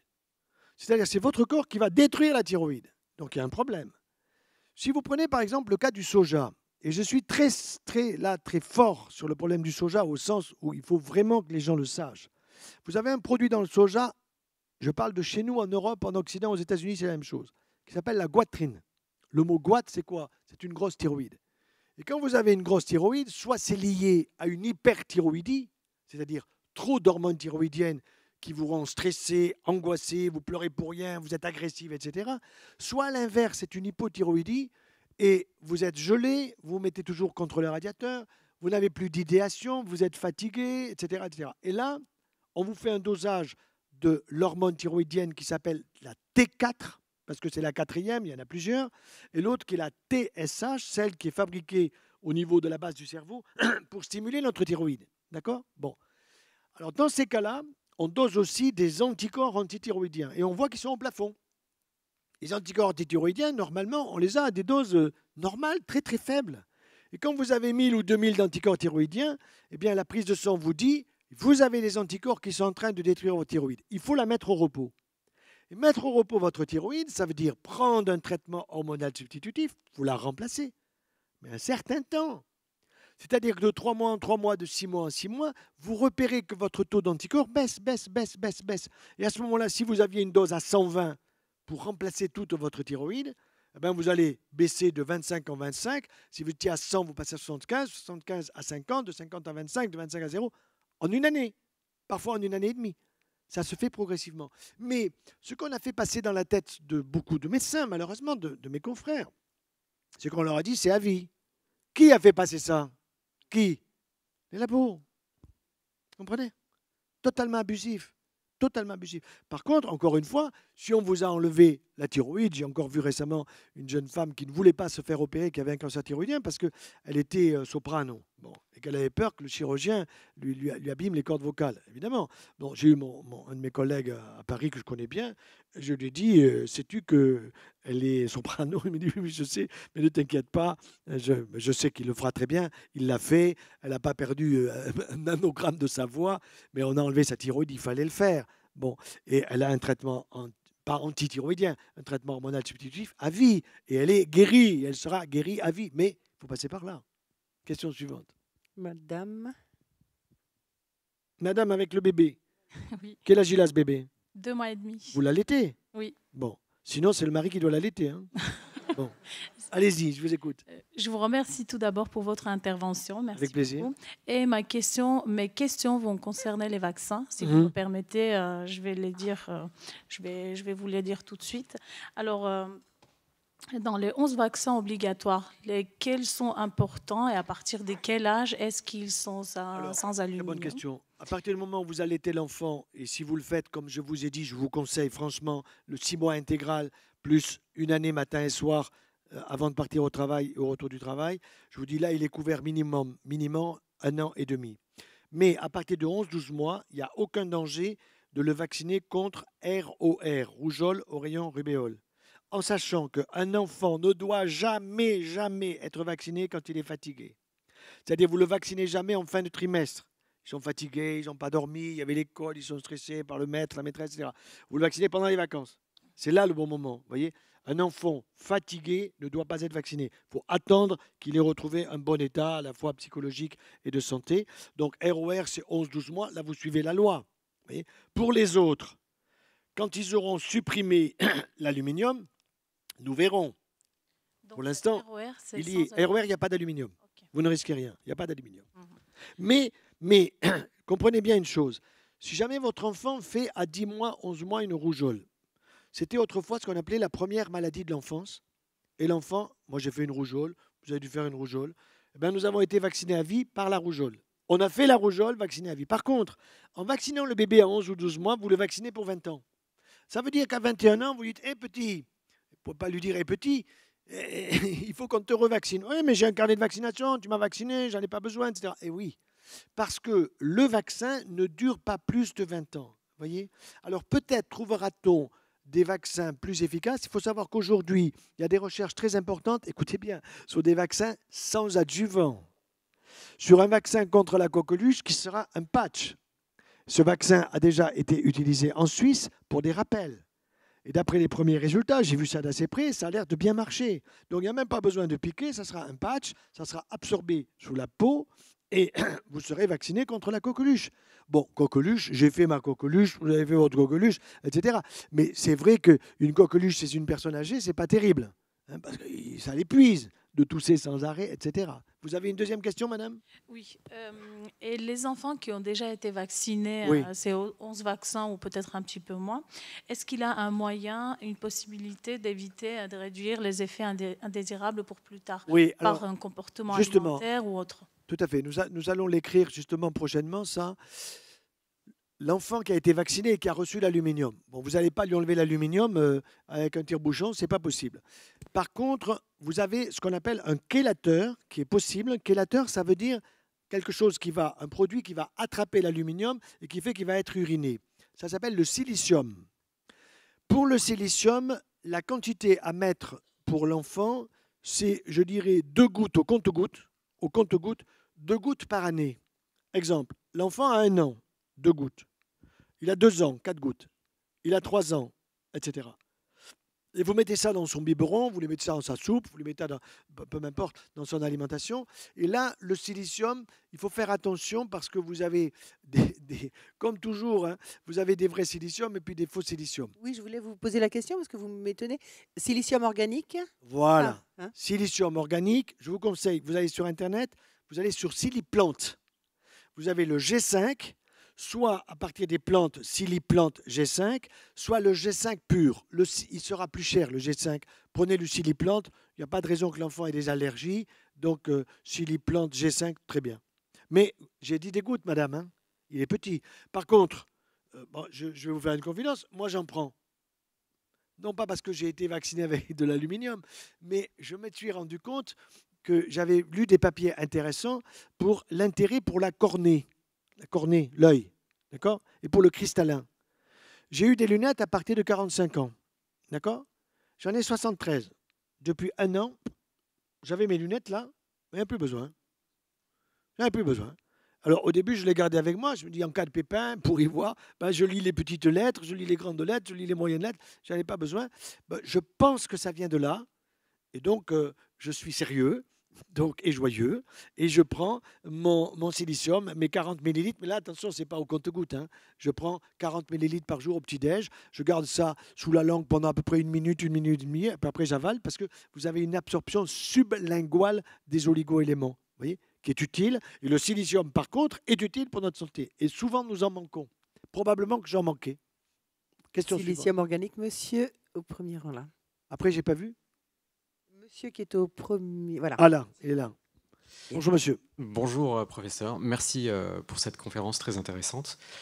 Vis-à-vis des maladies auto-immunes, qu'un naturopathe conseille d'arrêter le gluten et le lactose. Il a raison. Mais il faut expliquer pourquoi. C'est ça qui est intéressant dans la société actuelle, c'est qu'il ne faut pas donner un conseil en disant « je vous dis de faire ça » sans explication. Car si vous ne comprenez pas le pourquoi, ça ne va pas durer bien longtemps. Au bout de quelques temps, vous allez vous y remettre. Il faut savoir que le gluten actuel, des pains classiques, malheureusement, est issu, comme je le disais tout à l'heure, des semences modernes. Donc, il va donner des protéines, parce que le gluten, le mot glu, c'est colle, et gluten, ce sont des protéines extrêmement nombreuses, et que notre corps n'aime pas. Ce qui fait que quand vous mastiquez un pain qui n'est pas terrible au niveau du goût, vous ne le mastiquez pas très longtemps parce que vous n'avez pas beaucoup de plaisir à l'avoir dans votre palais. Donc, il va descendre. Arrivé dans l'intestin, il va créer ce qu'on appelle un leaky gut, qui en anglais veut dire intestin poreux. Qu'est-ce que c'est qu'un intestin poreux? Voici une cellule intestinale qui est ma main. Ça s'appelle un entérocyte. Elle a à côté d'elle un autre entérocyte. Et les entérocytes, ou les cellules intestinales qui vivent 4 jours, sont collées les unes contre les autres par ce qu'on appelle des jonctions serrées. Jonctions serrées. Pour que la cellule ne prend que ce dont elle a vraiment besoin pour notre corps. Ça veut dire qu'elle va prendre du bon sucre, elle va prendre des acides aminés, elle va prendre des acides gras, elle va prendre des vitamines, des minéraux, etc. Mais si vous avez les jonctions qui se desserrent, par la jonction serrée desserrée, va passer ce qui ne doit pas passer. Calcium 4 fois trop. Votre calcium qui passe, qui est 3 fois trop important dans le yaya, dans le lait, dans le fromage en excès, etc. Bon, où il va aller? Il va aller d'abord sur l'os. Logiquement, il va à l'os. Arrivé sur l'os, nous allons faire le dialogue entre le calcium et votre fémur. Il salue le fémur. Le fémur dit « Qu'est-ce que tu viens faire ?» Il dit « Je suis calcium, cher ami. Je viens te consolider. Tu es du non-os. » Le fémur répond « J'ai pas besoin de toi, je suis un squelette qui bouge. » Ça veut dire « J'ai une activité physique. » Dégage. Il va où? Il va au plus près. Cartilage articulaire. J'ai mal à la hanche. J'ai mal au genou. Mes collègues orthopédistes, ils me disent « Mais ferme-la. » Nous, on fait prothèse de hanche droite, gauche. Quand on a les deux hanches, on a les genoux. On a les prothèses maintenant d'épaule. Total. Je dis non, mais ce n'est pas mon concept de la médecine, moi, ce n'est pas ça. Donc, votre naturopathe, il a tout à fait raison. Il faut qu'il vous l'explique. Je fais le travail à sa place, ce n'est pas grave. Donc, trop de calcium et trop de protéines animales, dont je parlais tout à l'heure, de facteurs de croissance qui passent et qui devraient être dans les déchets, mais comme la jonction est desserrée, ça passe. Donc, quand il vous dit stop gluten, oui, mais si vous allez à Cucugnan, monsieur, vous pourrez reprendre du pain. Parce que là-bas, le pain de Cucugnan, qui est à la frontière entre l'Aude et les Pyrénées-Orientales, dans un cadre absolument magnifique, le blé, c'est du blé ancien. Le boulanger, il est à la fois paysan, il fait pousser ses blés anciens. Deuxièmement, il est meunier avec des meules de pierre ancienne et une farine absolument fabuleuse. Et troisièmement, évidemment, il est boulanger. Et le boulanger, je suis désolé, mais vous êtes en train de vivre, nous sommes en train de vivre la fin de la baguette. Ah bon, c'est si bon, la baguette, croustillante, bien chaude, etc. Je vais vous expliquer. D'où elle vient la baguette? Napoléon III. Qu'est-ce qui se passait sous Napoléon III? Eh bien, sous Napoléon III, on a commencé à construire le métro de Paris. Et il y avait des gars qui étaient là avec le marteau et ils faisaient tomber les pierres qui ont fait tous ces beaux immeubles de Paris, n'est-ce pas? Seulement les jeunes et les vieux qui étaient là, il fallait qu'ils mangent parce que c'était à force musculaire, n'est-ce pas? Et donc souvent, ils se tapaient sur la figure parce que tu as pris une miche de pain plus grande que moi. La solution, ça a été la baguette. On coupe en deux, on coupe en trois, on a une égalité. Bon. Mais le problème, c'est que la baguette d'aujourd'hui, c'est du pain blanc. Et que le pain blanc, c'est du sucre. Et le sucre En excès, nous en faisons du gras, foie gras, et ainsi de suite. Fatigue et compagnie. Donc, il faut que nous revenions aux semences anciennes, et nous allons revenir à la belle miche de pain que nous mettrons dans la panetière ou que nous mettrons dans le congélo, que nous pourrons garder pratiquement sur la semaine entière ou sur le mois, et nous prendrons régulièrement des morceaux et nous nous régalerons avec un pain de qualité qui ne donnera pas les problèmes de leaky gut, c'est-à-dire de porosité intestinale. D'accord ? Bon, c'est pas très facile d'aller à Cucugnan pour son petit déjeuner quand même. Vous avez Il n'y raison. a pas une histoire de curé de Cucugnan? Alors Si, maintenant, le c'est curé. devenu le boulanger de Cucugnan. Il n'y a Alors. plus de curé de Cucugnan, mais il y a un boulanger. Voilà, Voilà. c'est ça. Donc les traditions changent. Hein. Une dernière question ? Malou, tu as... Ah, oui, bien sûr. Oui, bonjour. Je ne vous vois pas, excusez-moi. Je suis là. Ah, ça y est, je vous vois. Merci beaucoup, effectivement, pour votre Avec plaisir. intervention. C'est très intéressant. Je voulais avoir votre avis sur les produits soja en général qu'on trouve souvent dans des magasins bio, que ce soit des yaourts bio, du tofu, enfin tout ce type de produits à base de soja. Qu'en pensez-vous? Et j'ai une deuxième question qui ne porte pas sur l'alimentation, mais sur tout ce qui est lié aux ondes. Et aujourd'hui, on est dans un rouleau compresseur, à mon sens, que ce soit dans les lieux publics, dans les entreprises, de tout ce qui est connexion, Wi-Fi, etc. Et je ne ressens pas de prise de conscience par rapport à ça et de précaution sur les risques sur la santé par rapport à ça. Première question sur le soja. Aucun soja d'aujourd'hui n'est bon pour notre santé. Si vous en prenez, c'est sous forme de salade, pas souvent, et il n'y a pas de problème dans ces cas-là, mais pas tofu, pas yaourt, pas lait de soja. Laissez ça au supermarché. Et quand ils vont, qu'ils soient bio ou pas bio, et quand ils vont voir que vous ne le consommez pas, ben, il y en aura de moins en moins, et puis il n'y en aura plus. D'accord ? Ça, c'est la première chose. Pourquoi ? Parce que si vous voulez avoir un cancer du sein, c'est le meilleur chemin. Si vous voulez que votre mari ait un cancer de la prostate, c'est le meilleur chemin. Donc, il y a trop de phytohormones que vous, les femmes, vous transformez par vos enzymes féminins sous forme de phytoestrogènes à forte dose et que nous transformons sous forme de phytoanabolisants ou de phytotestostérone par nos propres enzymes masculins. Donc, je pense qu'à éviter au maximum du maximum. Et quand vous avez des pubs dans les pharmacies qui vous disent d'en prendre sous forme de cacheton ou de cachet, avec des grands panneaux, parce qu'à un moment il y en avait, pour éviter les bouffées de chaleur, tout ça, ça n'a absolument aucun sens. Bon. Deuxièmement, électrosensibilité. C'est un sujet important. Vous avez un début de reconnaissance actuelle. Mon collègue, le professeur Bellepomme, est beaucoup plus spécialisé que moi sur le sujet et je lui fais confiance. Je ne suis pas personnellement électrosensible. Ma femme me dit souvent, quand j'ai le portable là sur la chemise ou dans la veste, « Ah, tu ne devrais pas avoir ça, elle n'est pas plus électrosensible que moi. » Mais je dis, écoute, tu es sur mon cœur, tu es sur mon cœur. Donc, voilà. Donc, ça ne la rassure pas vraiment, quoi. Mais simplement, j'ai vu hier, j'étais à Limoges, effectivement, une femme qui est incontestablement électrosensible. Mais le gros problème, c'est qu'on a des troubles qu'on peut identifier, c'est-à-dire des troubles que la personne va exprimer, vous voyez, sous forme de gêne, de céphalée, de problèmes au niveau neurologique. Mais nous n'avons pas, en tout cas pour l'instant, d'éléments biologiques. On n'est pas capable de dire, bon, ben, je vais vous faire une prise de sang. Ben oui, vous êtes madame ou monsieur électrosensible, c'est vrai. Le grand danger, c'est que quand quelqu'un aujourd'hui est électrosensible, on a tendance à dire il est psy.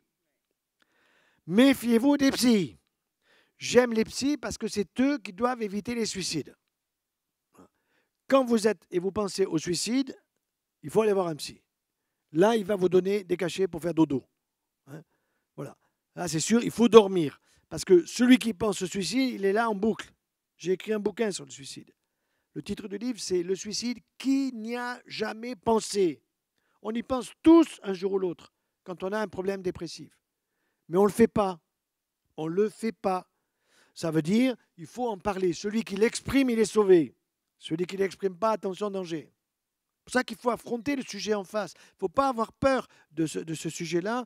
Et les psychiatres le savent. Et là où je suis parfois un peu irrité, c'est quand le psychiatre apprend que le malade s'est suicidé et qu'il vous dit c'est son destin. Non, non, non, non, non.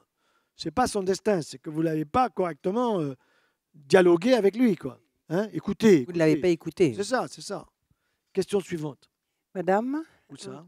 en rose, troisième rang là. Levez la main, s'il vous plaît. Mais elle a déjà posé une question. Je voulais poser une question justement par rapport au soja et au cancer du sein, Oui. mais j'ai eu ma réponse. Ah, d'accord. Ah, vous avez la réponse, parfait. Voilà, bah Oh là oui. là, il y a plein de mains. Là-haut, là. Vous avez remarqué que c'est surtout les dames, hein? Oui. Bonjour, je vous. Ah, on a un monsieur aussi. Non, non, non, c'est une dame, là. Non, non, là, au je premier suis rang, on a un monsieur. Après, oui, d'accord. Il y a 3 ou 4 femmes avant. Bonsoir et merci infiniment pour cette belle transmission très importante. J'ai été très étonnée de voir les conseils qui peuvent être donnés de certains médecins et diététiciens sur des malades en cancérologie. Malgré la prévention et les livres qui sortent de plus en plus, je m'interroge pourquoi on continue de donner des menus élaborés avec tous les aliments que vous nous conseillez de doter et qu'on continue de dire aux malades, mangez de tout, faites-vous plaisir. Comment le patient peut se retrouver avec un naturopathe qui conseille régime, alors plus de fruits. Oui, c'est ça. Voilà, merci. La seule infiniment. façon pour moi de m'en sortir, c'est de vous dire, surtout, restez pas trop à l'hôpital. Comprenez? C'est-à-dire que vous n'avez pas de bons menus à l'hôpital, ce qui est tout à fait exact. On vous donne des choses qui sont totalement stérilisées. Il n'y a pratiquement pas de fibres. Alors attention, celui qui a été opéré du tube digestif, par exemple, ou que ce soit sur le tube digestif, il doit reprendre progressivement des fibres. Il ne peut pas en prendre tout de suite. Donc l'alimentation au démarrage à l'hôpital, peut-être la première semaine, les 15 jours, elle est juste. Mais arrivé à la maison, il faut aider la personne à reprendre des produits végétaux progressivement et surtout à les mastiquer pour éviter ce qu'on appelle les phytates. Mais c'est vrai que les cancérologues, d'une manière générale, je les connais bien, parfois nous contestons mutuellement, amicalement, courtoisement, mais moi je leur dis, il ne faut pas dire aux gens avec certitude des choses qu'on ne sait pas. Quand toi, cancérologue, tu dis « mangez ce qui vous fait plaisir », c'est exactement comme si tu dis à celui qui est condamné à mort, ben voilà, tu peux prendre un très bon repas parce que dans 1 heure, tu passes à la chaise électrique. Voilà. Donc, il faut faire très attention à comment tout ça est perçu par le patient. Vous voyez ? De la même façon que si je dis à une dame de 83 ans, madame, oui, vous avez un cancer du sein, vous n'avez pas besoin de vous faire opérer, vous n'avez pas besoin de rayon, vous n'avez pas besoin de chimio, alors elle peut dire, il m'abandonne. Je suis foutu. Non, je vais vous donner quand même un traitement qui ne sera pas agressif, qui ne vous permettra pas de perdre la mémoire grâce à l'anesthésie générale si jamais c'était une longue opération, etc. Il faut justifier ce que l'on fait. Et ça prend du temps. Donc, pour revenir à votre question et sur les hôpitaux, il est sûr que pour l'instant, le grand public que vous êtes ne se révolte pas concernant le problème de l'alimentation dans les hôpitaux. Nous avons des questions comme celle que vous avez posée, qui est souvent posée, elle est juste, mais nous n'avons pas pour l'instant la réponse. Il faut savoir quand même que Nestlé et tout ce qui est autour de Nestlé, on peut imaginer d'autres marques, ils sont rentrés dans les hôpitaux. Et ils ont des produits remboursés par la Sécu. Remboursés par la Sécu. Et quand vous regardez le chiffre d'affaires de certains que j'ai revus récemment, eh bien vous vous rendez compte que le chiffre d'affaires qui monte le plus, ce sont les produits laitiers remboursés par la Sécu dans les hôpitaux. Il y a un problème quand même. Il y a un problème. Vous voyez. Question suivante. Non, professeur, allez-y, allez-y. Vous savez que vous avez une séance de dédicace à la sortie. Oui. Donc je pense qu'il y a pas mal de monde. Il est 40. À Montpellier, il est 15h40. Hein. Oui, il n'est pas 5h. Non, pas encore. À 5h, il faut que je parte pour être dans le train à 6h. Voilà. Et on m'a dit qu'il y a encore 4 ou 5 personnes qui avaient levé la main. À la dédicace, ils viendront, même si ce n'est pas pour dédicacer, ils poseront leurs questions. Oh bah, ça va vous prendre du temps si chacun vient poser mais à 5h moins le quart, je m'envole. Ah non, mais allez, une question. Il y avait un monsieur. Bonjour. Ah oui, le monsieur, quand même. On a un seul monsieur qui a levé la main. Alors on va le prendre. Excusez-nous, mesdames. Et vous pourrez voir monsieur... Ah bah, elle a déjà pris le micro. Ah bon, c'est une dame. Allez-y, allez-y. Alors, bonjour, je suis actuellement au lycée. Excusez-moi, parlez plus fort. Je suis au lycée. Je suis actuellement au lycée. Oui. Et je vois souvent mes amis qui mangent dans les fast-foods ou de la nourriture pas forcément saine. Et je me dis qu'on n'a pas tous cette maturité à avoir une bonne alimentation. Donc, je voudrais savoir, est-ce que vous auriez des conseils à nous donner sur l'alimentation qu'on devrait avoir? Le fast-food? Oui, le gros problème, c'est que bon, nous avons eu nos enfants qui également étaient au lycée, qui disaient la bouffe, elle vaut rien, donc on va manger en face du lycée. D'accord. Mais en face du lycée, c'était pas mieux. D'accord. C'était des pseudo McDo ou des trucs comme ça. Je crois que le plus important chez les jeunes, c'est de savoir bien présenter la chose. C'est-à-dire, vous êtes lycéenne, bon, c'est pas bon peut-être ce que vous mangez à l'école, je suis d'accord au lycée, etc. Mais mangez au moins 4 fruits par jour. Partez avec dans la poche des amandes, des noisettes, des noix, etc. Voyez, ayez éventuellement votre bouteille d'eau, voyez, de telle façon que les aliments qui ne sont pas géniaux, que vous pouvez avoir malheureusement dans l'alimentation du lycée, vous ne pourrez pas trop changer grand-chose. Par contre, je ne vous dis pas de partir avec votre petite salade et tout, mais quand vous rentrez à la maison, il faut compenser. N'oubliez pas de faire du sport. Tenez, je vais vous donner un exemple qui était concret, c'est l'acné. Bon. Les collégiens, acné, ou les collégiennes, elles écrivent ça A-K-N-E-Z. D'accord, parce que c'est le nez. Bon. Et alors, qu'est-ce qu'on fait? On leur donne du Roaccutane. Qu'est-ce que c'est le Roaccutane? Le Roaccutane, c'est une pré-vitamine A, c'est-à-dire une molécule chimique avant la vitamine A. Mais cette molécule chimique avant la vitamine A, vous l'avez dans l'alimentation, elle est dans le jaune d'œuf, elle est dans les fruits colorés, elle est dans les salades. Bon, ça, on ne dit jamais. Alors en plus, comme ce Roaccutane, il est très dangereux parce que si la jeune fille attend un bébé, il y a des anomalies telles qu'on est obligé d'interrompre la grossesse. On impose aujourd'hui, selon la loi, si on prescrit du Roaccutane, je dois faire d'abord un test de grossesse. Bon, le test de grossesse est négatif, en route pour le Roaccutane. Bon. Ensuite, le Roaccutane, on en prend, le labo est content que vous en preniez pendant le plus longtemps possible. Ça a son efficacité, je ne dis pas le contraire. Et ensuite, à la fin, quand on l'arrête, on vérifie qu'elle n'est toujours pas enceinte, il n'y a pas de test de grossesse positif. Mais ce qu'il faut, c'est changer les habitudes alimentaires. Il faut foutre en train de sandwich, il ne faut plus aller au McDo. Moi, je suis allé au McDo, nous avons 3 fils, 3 filles. Bon, mes fils, je leur ai dit un jour, je vous invite au McDo, les mecs. Il faut leur parler comme ça. Papa, tu nous invites au McDo, je vais vous offrir une mousse et les frites, on va les manger avec les doigts de pied, d'accord?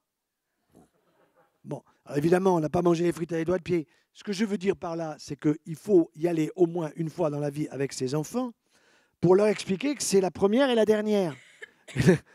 Et qu'est-ce qu'on y mange là-bas? Vous comprenez?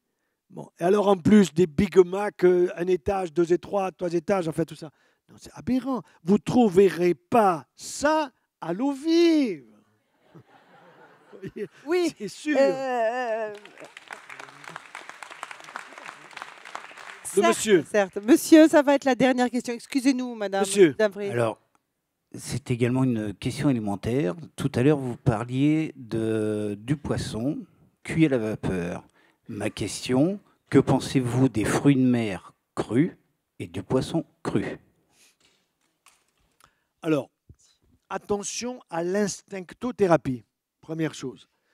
J'ai l'un de mes collègues, j'ai préfacé son livre, j'ai été très attaqué là-dessus, parce qu'il était à tendance instincto, mais il y avait beaucoup de bonnes choses dans son livre, et dans la préface, si on me lit bien, j'explique que j'étais en désaccord avec lui, il était très têtu sur l'instinctothérapie, il avait écrit un bouquin qui s'est appelé L'alimentation troisième médecine.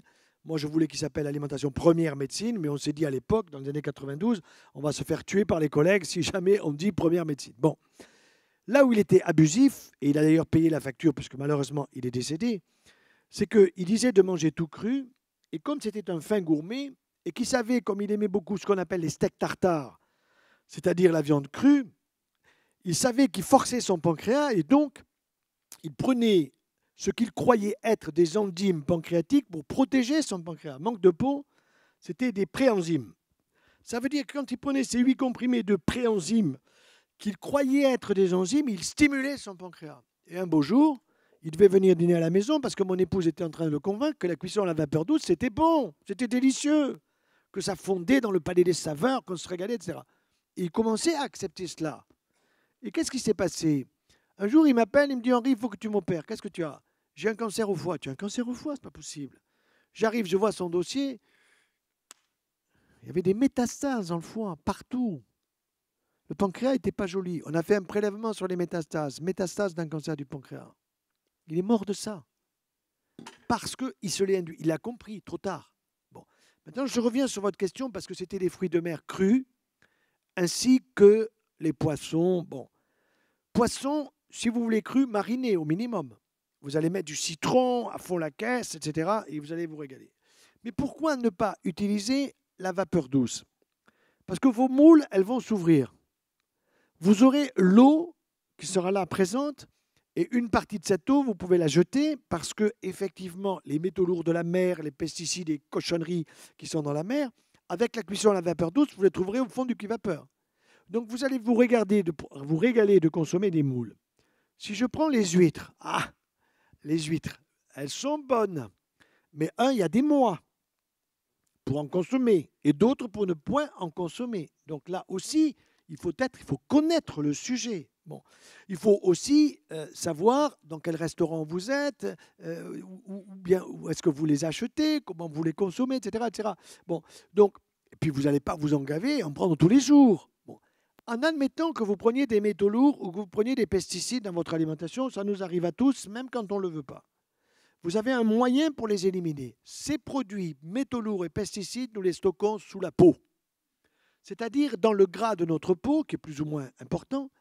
Et donc, nous avons des glandes sudoripares, des glandes de la sueur, qui sont très utiles. C'est un émonctoire. Comme émonctoire, nous avons le foie avec la bile. Et puis la bile, elle fait des circuits aussi. Nous avons les urines, nous sélectionnons les déchets, nous avons les matières. Bon, eh bien, nous avons aussi un émonctoire. Ce sont les glandes sudoripares. Et si vous regardez sur mon site internet, professeurjoyeux.com, vous verrez, j'ai fait parler les glandes sudoripares. En vous disant, et j'ai commencé en disant, je vais vous faire suer. Du style, je vais vous enquiquiner, quoi. Mais j'essaye de faire passer des messages sur les organes que nous avons. Le prochain, ça sera Allô la prostate. Bon, de telle façon que les gens puissent comprendre combien nous sommes bien organisés dans notre organisme et comment nous devons respecter notre capital santé. Donc, moi, je ne m'inquiète pas si je prends de temps en temps des pesticides parce que je fais beaucoup de sport. J'aime beaucoup le vélo. Quand je fais du vélo, je transpire. Et quand je fais le Ventoux, j'étais récemment avec un gars qui avait un tiers de mon âge. Lui, il met 1h30. Ben, moi, j'ai 3 fois plus. Je mets 3h30. Voilà. Et ma femme me suit parce qu'il y a un contrat de mariage qui est écrit. Dans le contrat de mariage, j'ai écrit qu'on fait tout ensemble. Donc, même le Ventoux. Bon, eh ben, quand vous arrivez au sommet du Ventoux, vous vous roulez une bonne pelle, hein, croyez-moi. Parce que. Non, mais c'est vrai, parce que vous êtes heureux, vous avez fait un super effort. Qu'est-ce que vous avez transpiré? Et après, arriver à la maison, c'est la douche, hein, parce qu'on ne sent pas terrible. Vous comprenez? Voilà. Professeur, je suis navré, on est obligé d'interrompre. Non, mais je comprends très bien. Un petit mot de conclusion pour vous? Alors, conclusion. Alimentation, cancer, vaccination, tout ça. Parce que dans plusieurs questions, on a entendu, c'est compliqué, c'est difficile. Bien sûr. Comment fait-on? Alors, retenez que le père de la médecine, il s'appelle Hippocrate. 500 ans avant notre ère, c'est-à-dire 2018, plus encore 500 en arrière, il a dit que ton aliment soit ton médicament. C'est génial. Et toutes les publications scientifiques aujourd'hui vont dans le même sens. C'est-à-dire qu'il y a une véritable découverte de ce qui, à l'époque, se faisait sans ordinateur, sans dosage, sans ceci, sans cela, du bon sens. Et deuxièmement, vous avez un grand biologiste français, Jean Rostand, qui disait « Vaut mieux un bon menu qu'une ordonnance ». Vous voyez? Un bon menu. Tout à l'heure, j'ai pris une dorade, oméga 3, un verre de rosé et un gazpacho de légumes. Et je me suis régalé. Et j'ai fini par un petit café. Et tout à l'heure, je prendrai mon carré de chocolat. Voilà. Bon appétit et bonne santé à tous. Merci beaucoup, beaucoup, beaucoup.